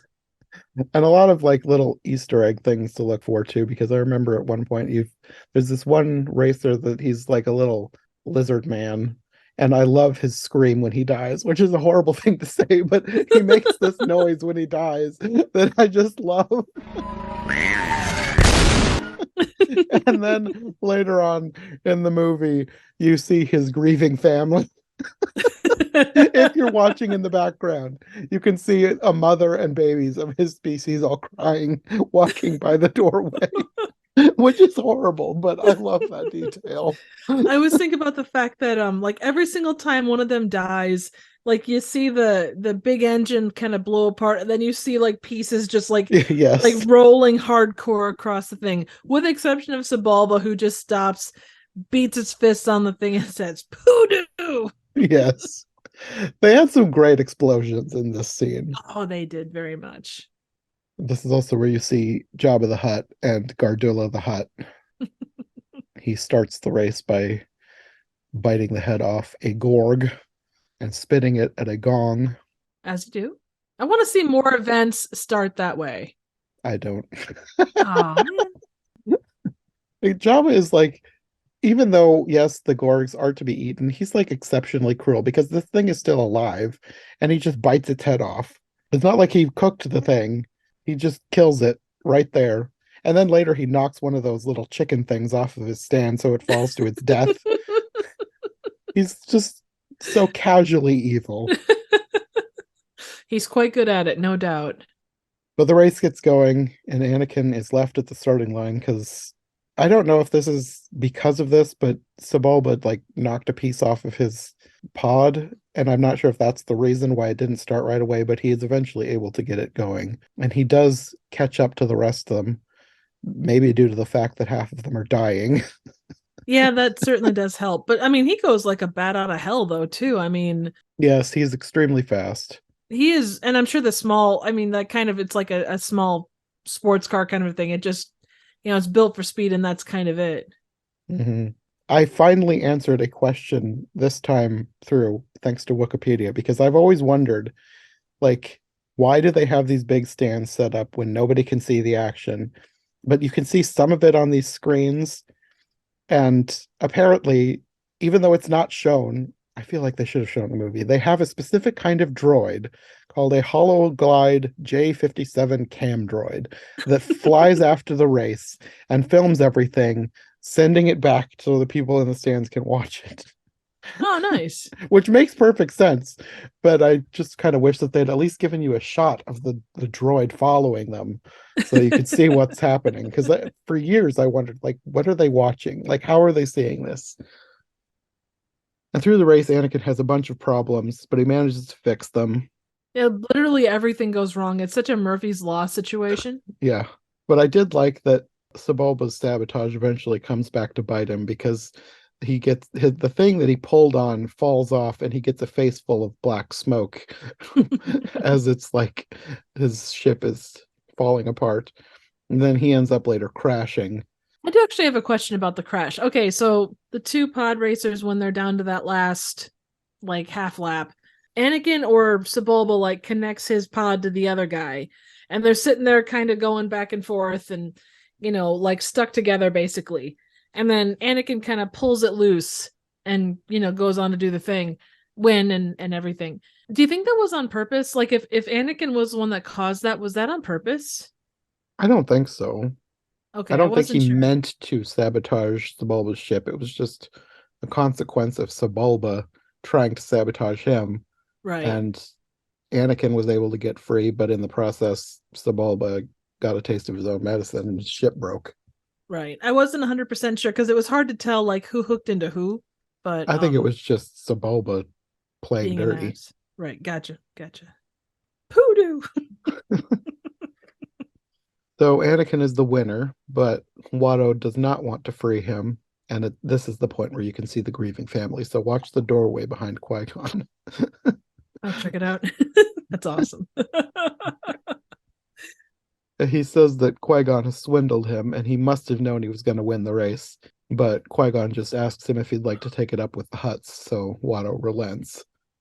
So he goes to tell the Skywalkers that Anakin is free. And I'm wondering, like, why didn't he tell Shmi beforehand that this was a possibility? Or did he, and did I miss it? Because I it don't seems think he like something did. It seems like something that you would want to discuss. You'd Like, think even though so? she's okay with it, you'd think that he would have said, hey, if he wins, he's going to be free. Right. But again, I don't feel like the Jedi always make the best decisions, Qui-Gon included.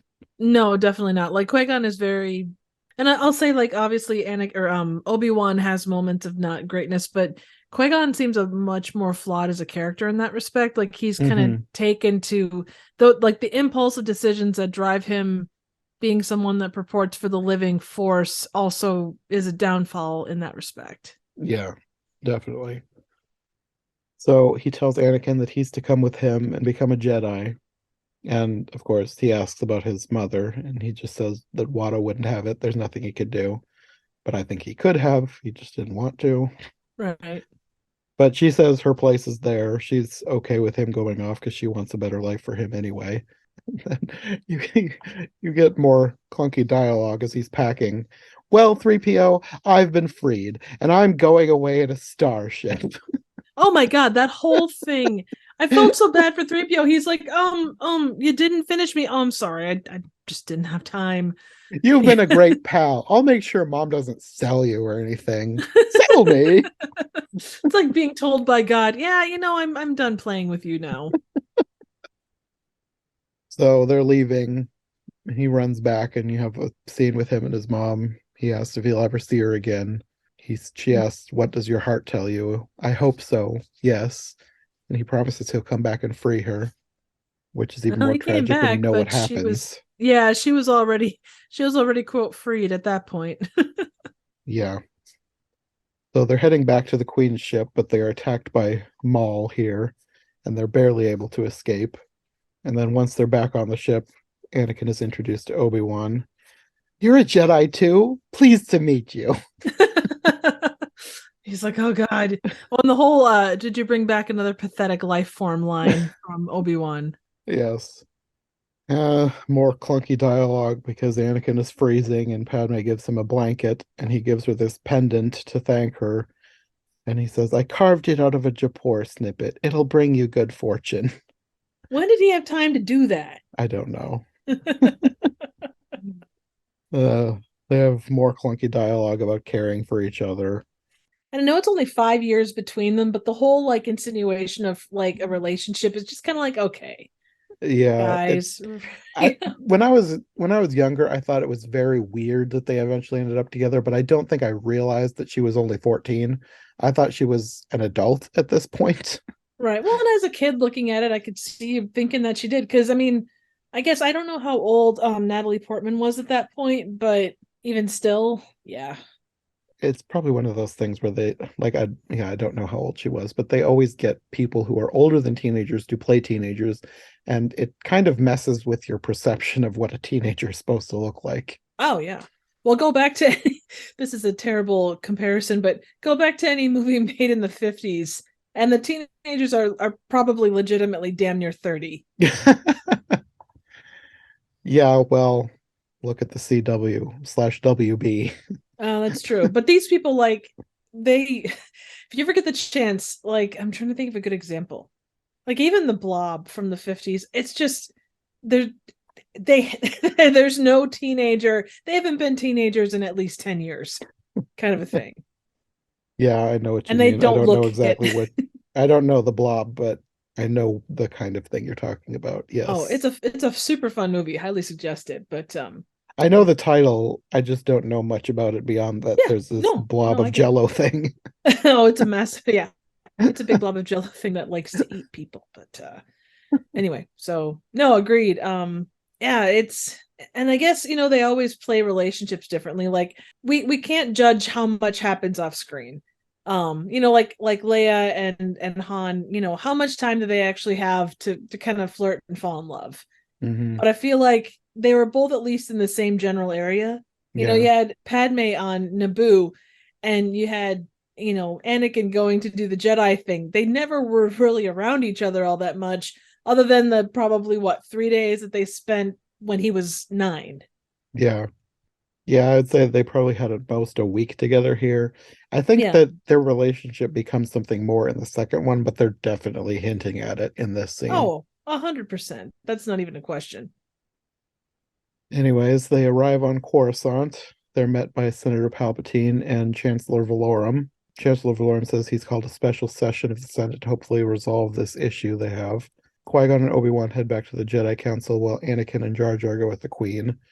And she and Palpatine talk, and this is where he starts manipulating her even more, placing doubts into her head about what's going to happen with the Senate, and basically tells her unless she wants to accept the Trade Federation controlling the whole planet, she needs to call for a vote of no confidence in Chancellor Valorum. Basically, he's setting the seeds for kicking him out so he can take his place. Absolutely. So Qui-Gon reports to the Jedi Council.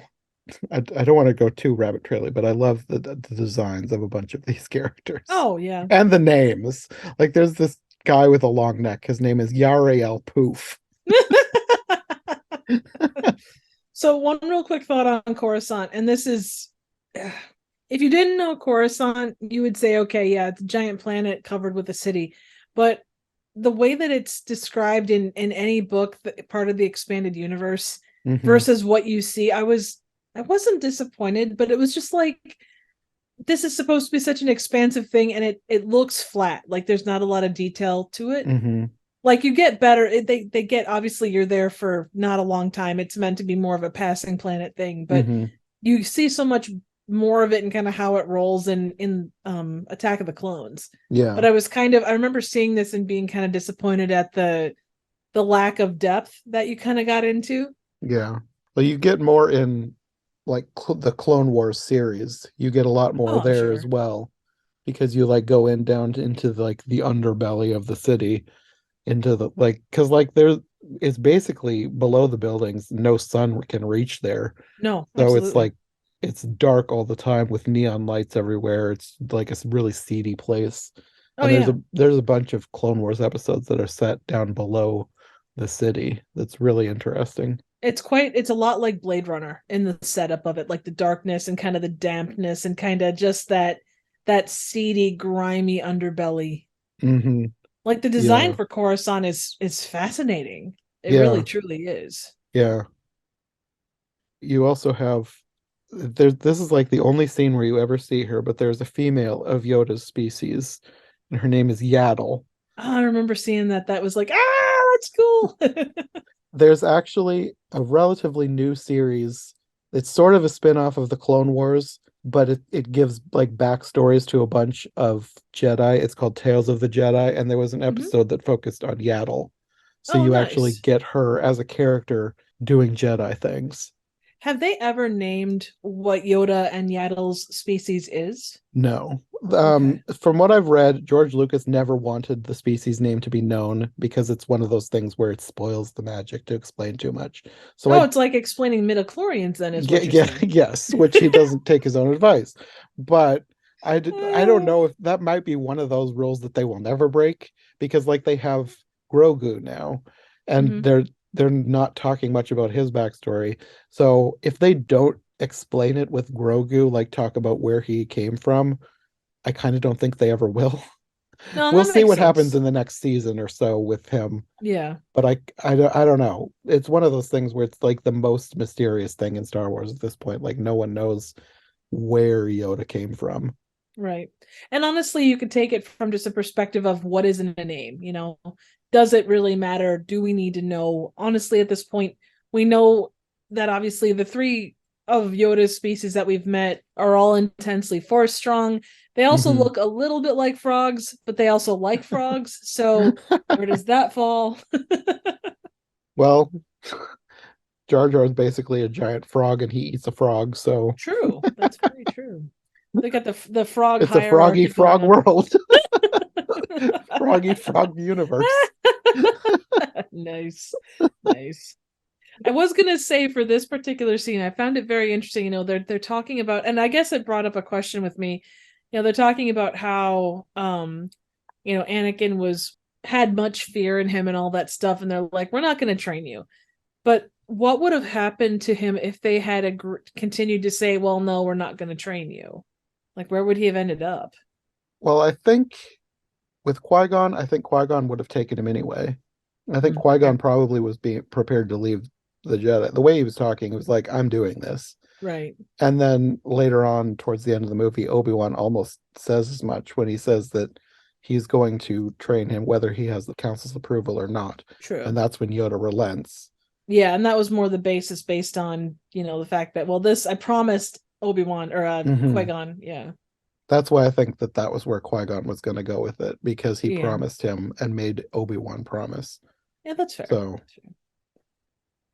but when he gets to the council, he tells them what happened on Tatooine. He believes that the Sith have returned, which they think seems impossible because the Sith have been extinct for a millennia, but they do want to investigate this just in case. And then he tells them about Anakin and his high midichlorian count, and he thinks he's the subject of an ancient prophecy of one who will bring balance to the Force. But what does that mean? I'm still not clear exactly what that prophecy means or how that plays out. Like, is bringing balance to the Force just the fact that he kills Palpatine in Episode 6? Like, I don't know. I kind of took it as being that he killed all the other Jedi. Oh, that's a dark way to take it. Yeah. Like the light side got too strong, the dark needed to rise a bit. Yeah. Well, and the balance is a relative phrase. Balance is, we equate balance with good, but Yeah. balance could be a lot of things. Okay. I think I like this one better, even though it's dark. I think I like that explanation a lot better. That's always what I thought. And then, you had Palpatine get too high and mighty in the original trilogy. So then Luke comes along and, evens Yeah. things out again. Well, either way, I guess maybe the prophecy is more about one person or one group not having too much power. Right. Well, and its interpretation, like, you could have given Palpatine that same thing and they could be like, oh, well, clearly. Hmm. So I don't know. I wonder if it's ever been explained well enough. I'm not doing a Wikipedia deep dive right now, but I just wonder if that's ever been specifically explained. I'm sure someone somewhere has. I mean, the amount of books and Yeah. media talked about with that stuff, I don't see how it couldn't. Hmm. So they don't right away agree with him, but they ask him to bring him before them. So Anakin is going to go see the council, but before that, he goes to see Padme to say goodbye. And she is, quote unquote, not there. The queen, wink, meets him and says that they will tell her goodbye for him because they're sure her thoughts are with him. So then she also leaves. She goes off to the Senate to deliberate. I like the scene with the Senate. It's such a weird, sort of grounded in reality idea to have all of these representatives from all these places. But it's also very cool because you can see all these different species. Oh Like yeah. you can see Gragra's species in the Senate. They even have an Easter egg in here where you can see some ETs. Oh, And that's so right. ET is apparently canon to the Star Wars universe, which kind of makes me like, if you've ever seen ET, there's a scene where he sees someone in a Yoda mask and says home. So does he know Yoda? Yes. Yes, he does. Or like, since this is supposed to be a long time ago, maybe this is a descendant of, or someone else in Yoda species. I don't know if Yoda ever had kids, but someone in the Yoda species that ET knows. All those kind of species know each other in some way, shape, or form. So So yeah, the Senate doesn't get very far. Everything seems to be playing out like Senator Palpatine told her that it would. So she calls for a vote of no confidence. Which I also wonder, why did he want her to do it? Because he's the senator. You'd think right, that but he it's would. gonna come. It's gotta because It it's probably would it's throw off Amidala. suspicion from him. Right. Like, it Well, would look and weird if he's the one who called for the vote of no confidence, and then he's the one who gets to be the replacement. It would look weird. absolutely. Well, that end, she's the one with the grievance. Like, it's gonna Yes. come, it coming from the leader of a planet that's currently, her saying, "Hey, Yeah. this stuff is happening on my planet." Palpatine isn't there, so he Yeah, can it relate. is technically his grievance too, but he does not seem quite as worried about it as she does. Right. Right. So Anakin is before the council. They're testing him, and he does very well, but Yoda senses the fear in him, fear to lose his mother. And then you get what I think is like one of the best quotes of the movie. Fear is the path to the dark side. Fear leads to anger. Anger leads to hate. Hate leads to suffering. And it's one of those things where that feels like something that could have come out of the original trilogy. Oh Because there's yeah. so much that Yoda says that like this is where George Lucas put all of his good writing was in Yoda. Oh yeah. Well, and I think Yoda is one of those characters that you have to write well. Yeah. It's about like Watto not mincing words. He Yeah. did have a little bit of balance when it came to those things, it seemed like. Hmm. Not a lot, but enough. So after they've left the Senate, the Queen is talking to Jar Jar about the invasion of their planet, and he wonders if his people are going to get pasted as well. She says she hopes not, and he says that the Gungans no dying without a fight. They have a grand army, or we have a grand something like that. His weird words, but I think this plants the seeds of her plan later. Right. But they're interrupted here with the announcement that Palpatine has been nominated to succeed Chancellor Valorum. And he kind of goes off on the whole like politician speech. Oh He's like, yeah, "Oh, totally. I'll do what I can," and it's like, just, you know. Well, first you have his iconic line that has been beamed to death. A surprise, to be sure, but a welcome one. That is like one of the iconic meme lines from this movie. Oh, absolutely. And then he says, if I'm elected, I promise to bring an end to corruption in the Senate, which is like, I mean, this he's is not every wrong. politician ever. I mean, but he's not wrong. He did bring corruption to the end in the Senate by By dissolving the ending Senate. the Senate. That's like I've read that in I'm not sure if this is canon anymore, but at least back when they were doing the prequel trilogy, after the events of all the movies have happened, to save money, basically, he refuses to pay the Kaminoans anymore. Like he refuses to pay for any more clones because the deal they made was with a government that no longer exists. So he basically Wow. just doesn't pay them anymore. Same thing. Yeah, Bring an end to corruption in the Senate by ending the Senate. absolutely. I mean, it's a very outside the box approach, I guess. A very corrupt politician approach. Yes, absolutely. So she tells him that she feels like there's nothing more she can do. She's going back to Naboo. He says, I think he feigns concern, telling her to stay where it's safe. If she goes back, she'll be forced to sign the treaty. And she refuses. She says, my fate will be no different than that of our people. And then back at the Jedi Council, they're rejecting Anakin coming on as a Padawan. So Qui-Gon says he will take him. And they are like, no, you already got Obi-Wan. And he says, Obi-Wan's ready. He can face the trials. He can become a Jedi Knight. There's not much more he can teach him. And they basically end this here. They say, we're going to figure this out all later. We need to worry about what's going on in the Senate and about this Sith. So they think that the Sith is going to be drawn out of hiding by the Queen returning to Naboo. So they send them to go back with them. And this is where I had another question here, where it's like, yes, Anakin is sort of like under the care of Qui-Gon, but like they know they're sending Qui-Gon on a dangerous mission. There's a potential Sith on the loose. Why don't they keep the kid with them so he doesn't get killed? Because where are you going to find a babysitter this late in the day? Well, they could leave him with the librarian that you meet in the next movie.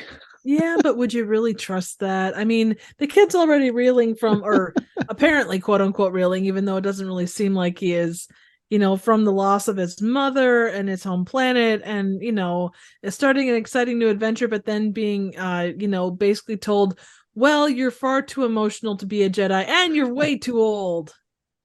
You old 10-year or 9-year-old. How dare you? It's practically ancient in I Padawan years. know. You're like an actress over 40. You're too old for this business, kid. So, anyways, yes, they're all heading back with the Queen, including Anakin. And Qui-Gon and Obi-Wan are kind of having a disagreement about Anakin. Obi-Wan is basically siding with the council. He thinks he's dangerous. And then more clunky conversation about What? midi-chlorians with Oh, come on. It's Anakin not and Qui-Gon. clunky. This is where that line that you quoted earlier came from. This whole scene is basically a big exposition dump to fill you in on what a midi-chlorian Oh, is. it so is. Oh my God. And then back on Naboo, Newt and Rune are giving their update to Darth Sidious. They say they've taken over the last pockets of primitive life forms. They now completely control the planet. And he tells them he's going to make sure things stay the way they are in the Senate, and he's sending Darth Maul to join them on Naboo. And then everybody else is getting back to Naboo, but nobody is certain what to do when they get there. They don't have enough people for an army big enough to take on the droids. Right. And Qui-Gon basically says he's only there to protect her. He can't fight a war for her. So she calls Jar Jar forward. And when they land, he's going to go arrange a meeting between the Queen and Boss Nass. So they land in the swamp and they're all waiting for him to get back. And Obi-Wan apologizes for disagreeing with Qui-Gon earlier about Anakin. And he thanks him for his confidence in him that he's ready to become a Jedi Knight. And Qui-Gon tells him that he's a much wiser man than he is. And he predicts he'll become a great Jedi Knight, which I think I agree with. Oh, definitely. I mean, there is some stuff that points in that direction, so. Yes. Like, I like Qui-Gon as a character, but he is too in the moment. Yeah, he's very, yeah. He does the leap of faith without Yeah. yeah. It seems to work out for him though, so I guess we can't criticize him too much. Very true. I would have liked to have seen more with him, honestly. And I know Liam Neeson was probably not going to be one that would stick around, but it would have been interesting to see how that would have gone. It'll be interesting to see if they make a second season of the Obi-Wan series, if he comes back as a Force ghost. True. Because I could see that being a thing that they do, have him for a few episodes. Oh, yeah. I do find it, like, the fact, and I know it's something that was brought up every now and again, but the fact that that Qui-Gon didn't like turn into a Force ghost right away, did they ever explain the why of that? Yes, because at that point, being a Force ghost is something that not a whole lot of people knew how to do, and it takes an extreme amount of training to be able to do it. And because he didn't know beforehand, he had to wait until he died to learn about it and train to come back as a Force ghost. Whereas Yoda knew about it when he was, well, both Yoda and Obi-Wan, they knew about it before they died, and they trained for it in their isolation. So they were able to come back much sooner than Qui-Gon was. Okay, that makes a lot of sense. Because you have a very brief scene in Attack of the Clones where you hear Qui-Gon's voice calling out to Anakin when Anakin is like going on his killing spree. Right. Oh yeah, you're right. And then I believe there might be an episode in the Clone Wars series where you hear Qui-Gon's voice as well. It's been a while since I've watched like most of that series, so I can't say for sure, but I think you hear his voice in an episode there as well. Yeah. So well, I know you're able to like speak from the other side, but as far as like showing up, it takes training. Right. Well, and even the when Rey, there was, oh, gosh, I don't remember which episode it was. I think it was the Rise of Skywalker. But there's a point where all the Jedi Masters of the past talk to her, and I know he was one of them. So yeah, that they had, there's so many talking all at once that it's hard to figure out who. But I know they had a lot of cameos from people who are in other series, right? Like other Jedis that had been on screen that you wouldn't necessarily know just listening to it. You had to like listen close and look at a credits screen to figure out who it was. Yeah, that, or I think they talked about it too, like on the subtitles, like if you have the subtitles on, it would say. Oh yeah. I think I could be wrong on that, but it's been a hot minute. I'll have to, when we get to that one, I'll have to, like, I always watch things these days with subtitles anyways. Yeah, so same. I'll notice it then. So Jar Jar eventually comes back. He says that the city is abandoned. It looks like they might have been attacked The others think that they were wiped out, but he says he thinks that they might be hiding because the Gungans have a hidden city that they'll go to in times of crisis. So they head for this hidden city, and Boss Nass blames them for bringing the mechaniques. And the queen tries to speak to him, but she is interrupted by Padme, who reveals herself to be the true queen. Dun, dun, dun. The other has been a decoy this whole time. She tells him that they may not always get along, but they've always lived in peace, and the Trade Federation is trying to bring an end to everything they've all built. Right. And they need to work together to defeat them. And then she kneels before him and begs for his help, and everybody else follows suit, which As he you do. likes. Oh yeah, he's all about that. He likes that she doesn't see herself as above them. So maybe we sub being friends.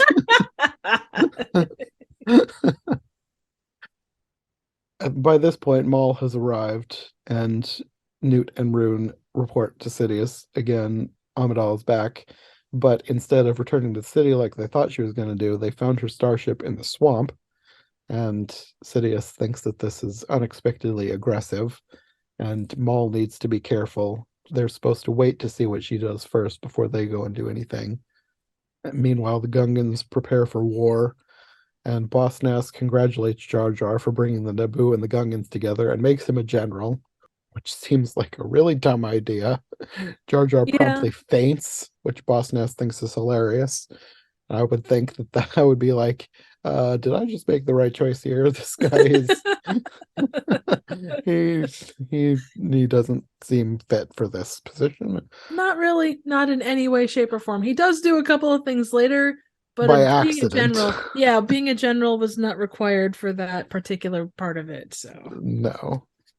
And at this point, the Queen's guards all return, reporting that the Naboo have been put away into camps. But some of the people there have put together a resistance movement, and they've brought back some of the leaders, but they still don't have enough people to do much. The right. droid army turns out to be a lot larger than they thought it was going to be, and they don't have any way to win this battle. But Padme tells them that it doesn't matter because the battle is a diversion.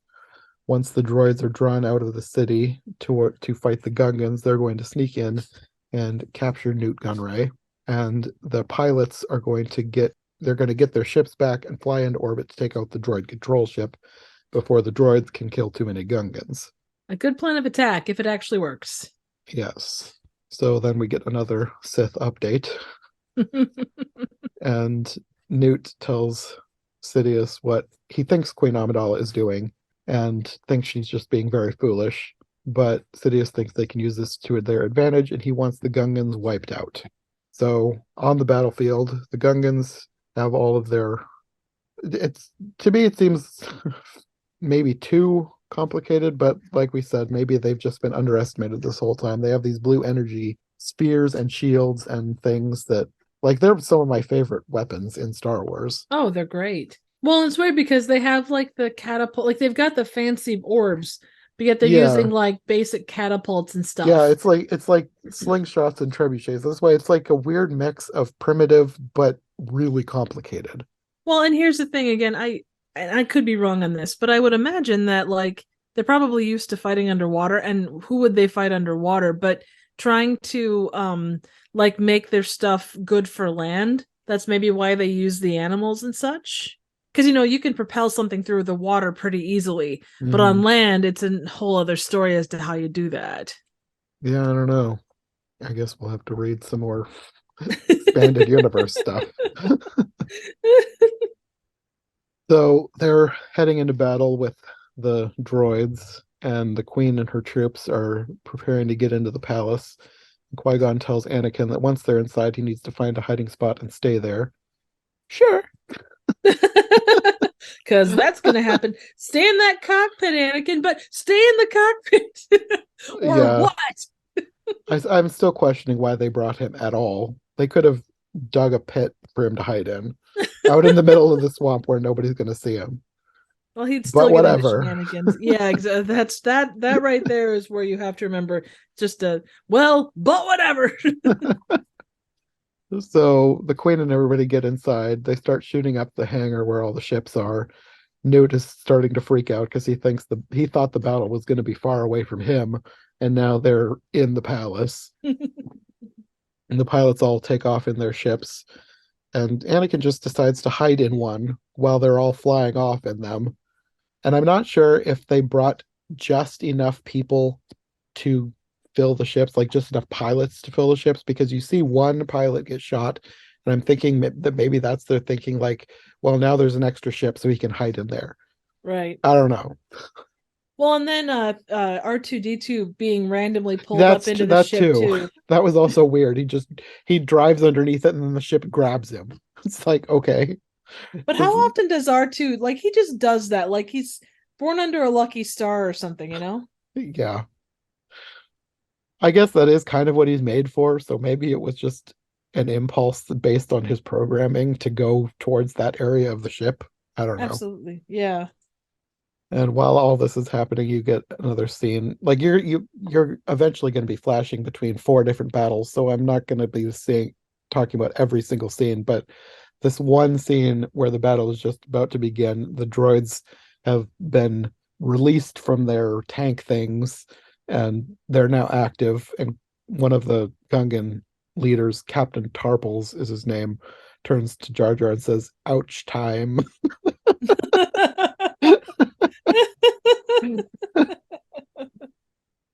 So once the ships have all flown off, the Queen and her troops are met by Maul and destroyer droids.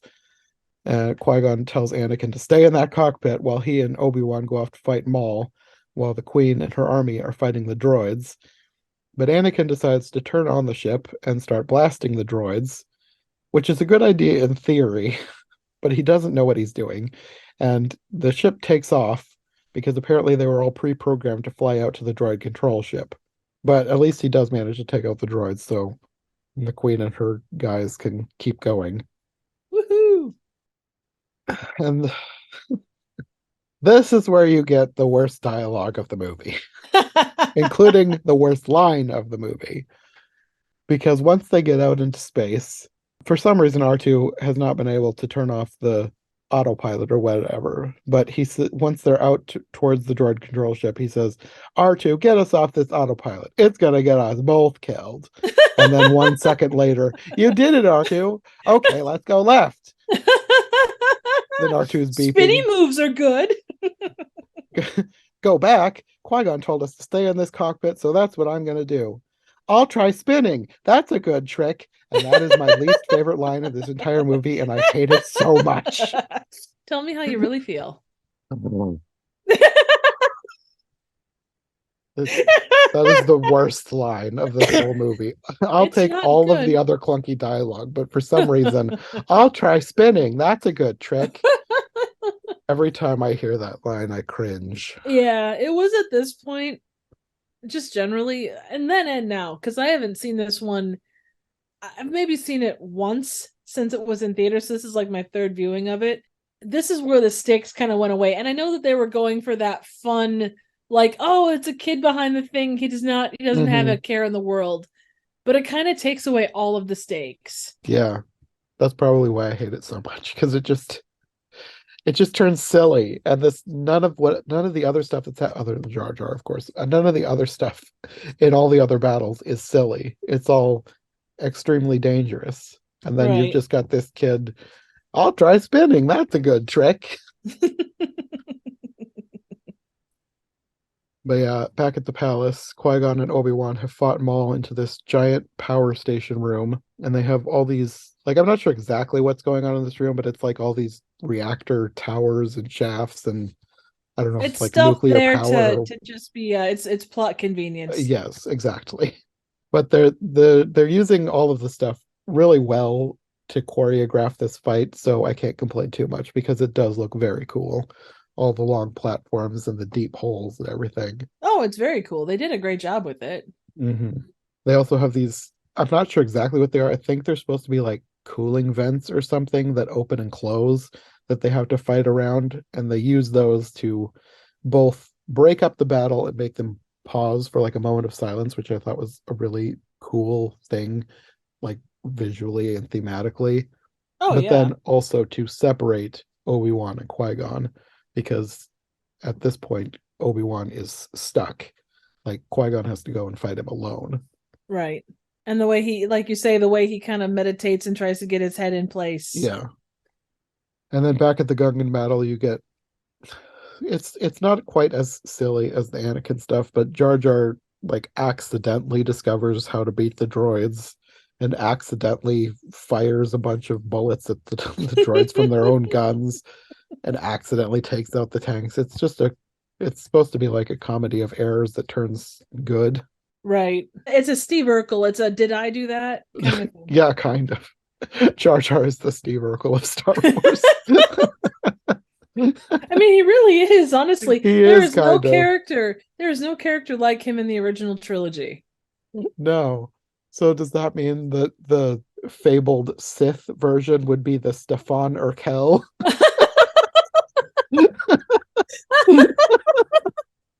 I'm gonna say yes. Oh god. That's definitely, oh my god. That brings up one thing that I found really interesting. The way that they transport, and this is going back just a little bit, but the way that they transport the droids and have them kind of like come out of the big tank things. Yeah. Like this gigantic like Ferris wheel of things, and it's just like, okay, we're gonna let out this group and then that group and then the other group, and yeah. They need a chiropractor, though, after sitting in that position for so long. I think that's kind of one thing that I like about their design is how foldable they are. So it makes it so that use them as chairs. They probably could. But it makes them so they can fit so many in such a small space. But it's also kind of genius, and I'm not sure how much they thought about this in this movie. But in the next movie, when you find out where the droids came from, like the bug people on Geonosis, the Geonosians, the fact that they made them makes so much sense because they're almost like a hive mind and they're almost bug-like in their design. It just, like I said, I don't know if they were thinking about that in the first movie when they designed them, but then to have them be designed by this hive of bugs was, I thought, a really cool touch. Oh, very much so. But his good fortune doesn't last very long because the Gungans are still captured, and Jar Jar immediately gives up while Captain Tarple's face palms. And the Queen has managed to get all the way inside at this point, but she is also captured. And the pilots aren't making great strides on the droid control ship, and Anakin manages to accidentally crash inside the droid ship when his fighter overheats. By this point, Maul has gotten the upper hand in the fight because he's separated Qui-Gon and Obi-Wan.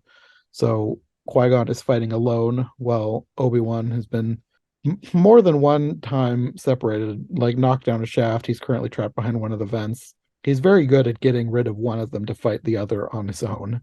Very true. So at this point, this is where Qui-Gon gets stabbed and Obi-Wan can do nothing but watch from behind the vent window. All you get is that classic, no!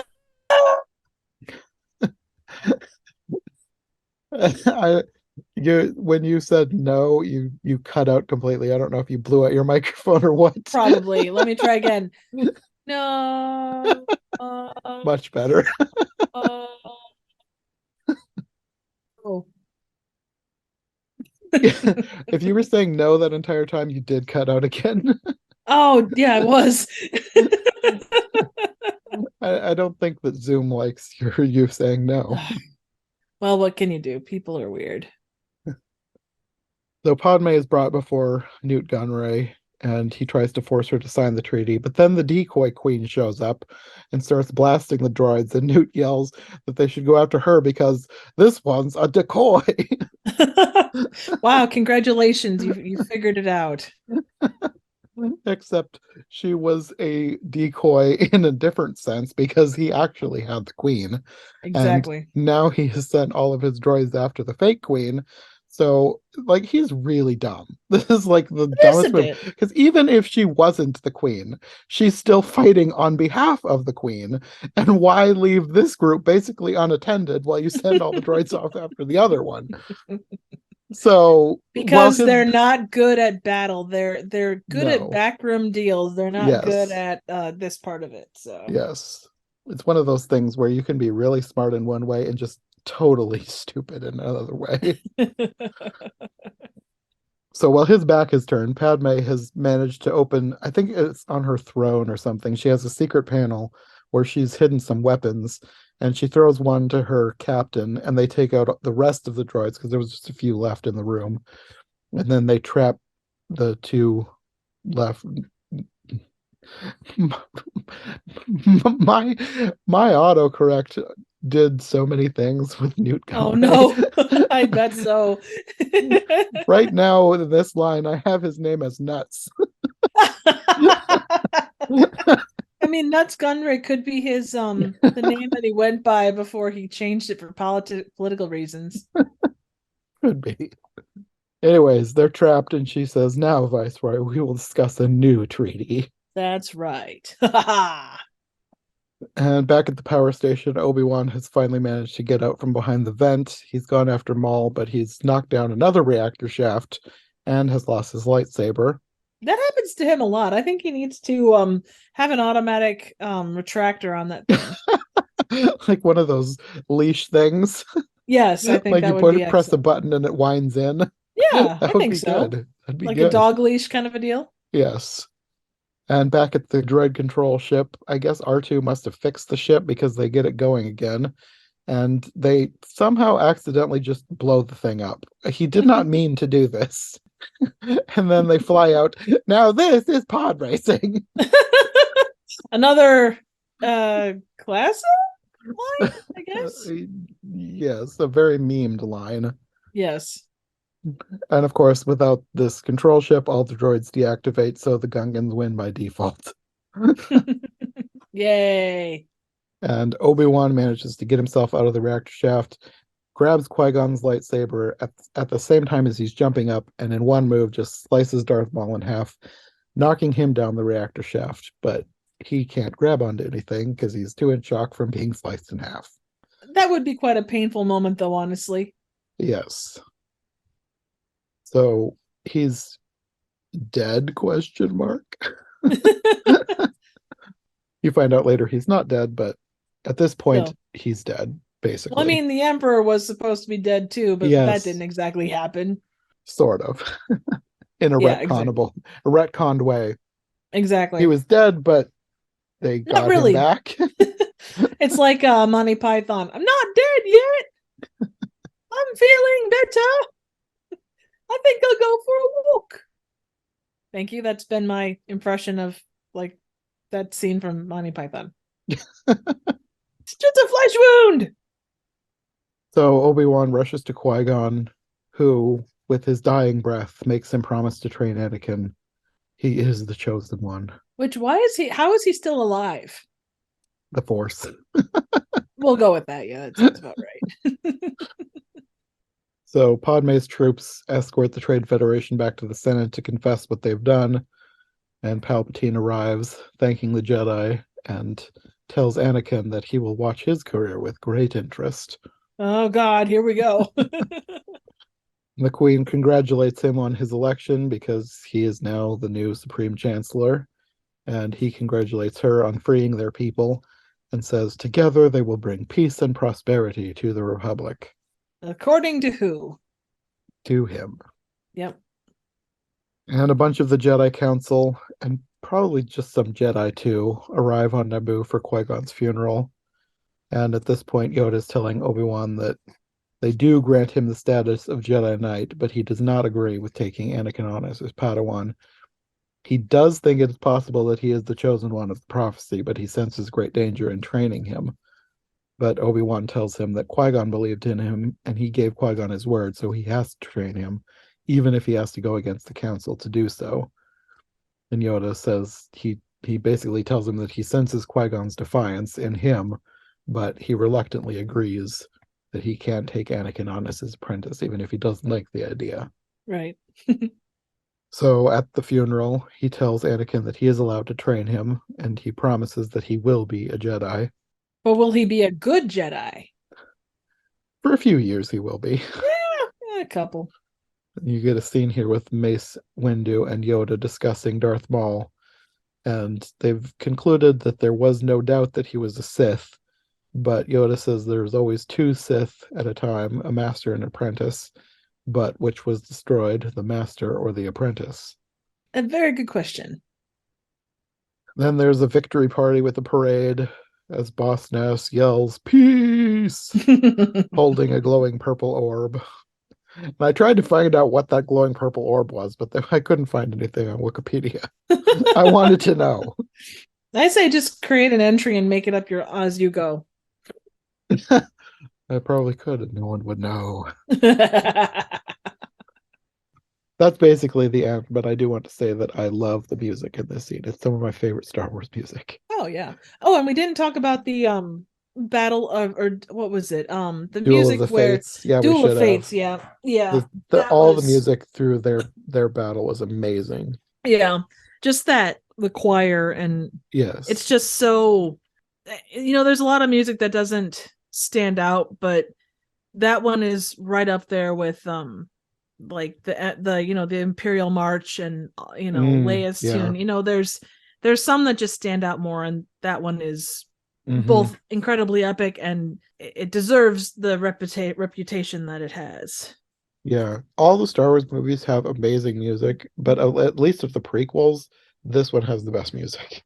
Oh, between the Duel of the Fates and this parade music, I love the music in this movie. I would agree. Well, that's basically the Phantom Menace in 4 hours. Hopefully I won't be able to cut it down to be a lot less than 4 hours. It'll be 3.5. I don't know. I feel like there's about 2.5 hours of tangents. Oh, probably. I will definitely be making a tangents It's more episode. Tangent than podcast now. Twisted and evil. More like twisted and ridiculous. Well, yeah, that's to be expected. Anyways, I guess we will probably call it a podcast there. Do you want to let people know where they can find you if they want more from you? You can find me here on YouTube at Trivial Theater. You can also find me on Twitter and Instagram, also at Trivial Theater. I do a wide variety of random, obscure, and straight up bad movies. And within the past 4 months, I also did Star Wars Holiday Special. So as a collab, so that was a lot of fun. But definitely stop over, check it out, enjoy. Okay. And thank you, John, as always, for having me on. It's always a pleasure. Until next time. Don't work too hard.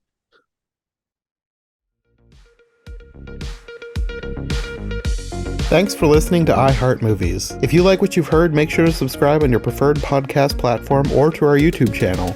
Make sure to follow my co-host as well, and if you want more content from us, check out one of the other podcasts in the iHeart Movies podcast network, or check out my brand new Patreon. My link tree, as well as any other relevant links, will be in the description. We'll be back soon with another brand new episode, so thanks for listening, and we'll see you next time.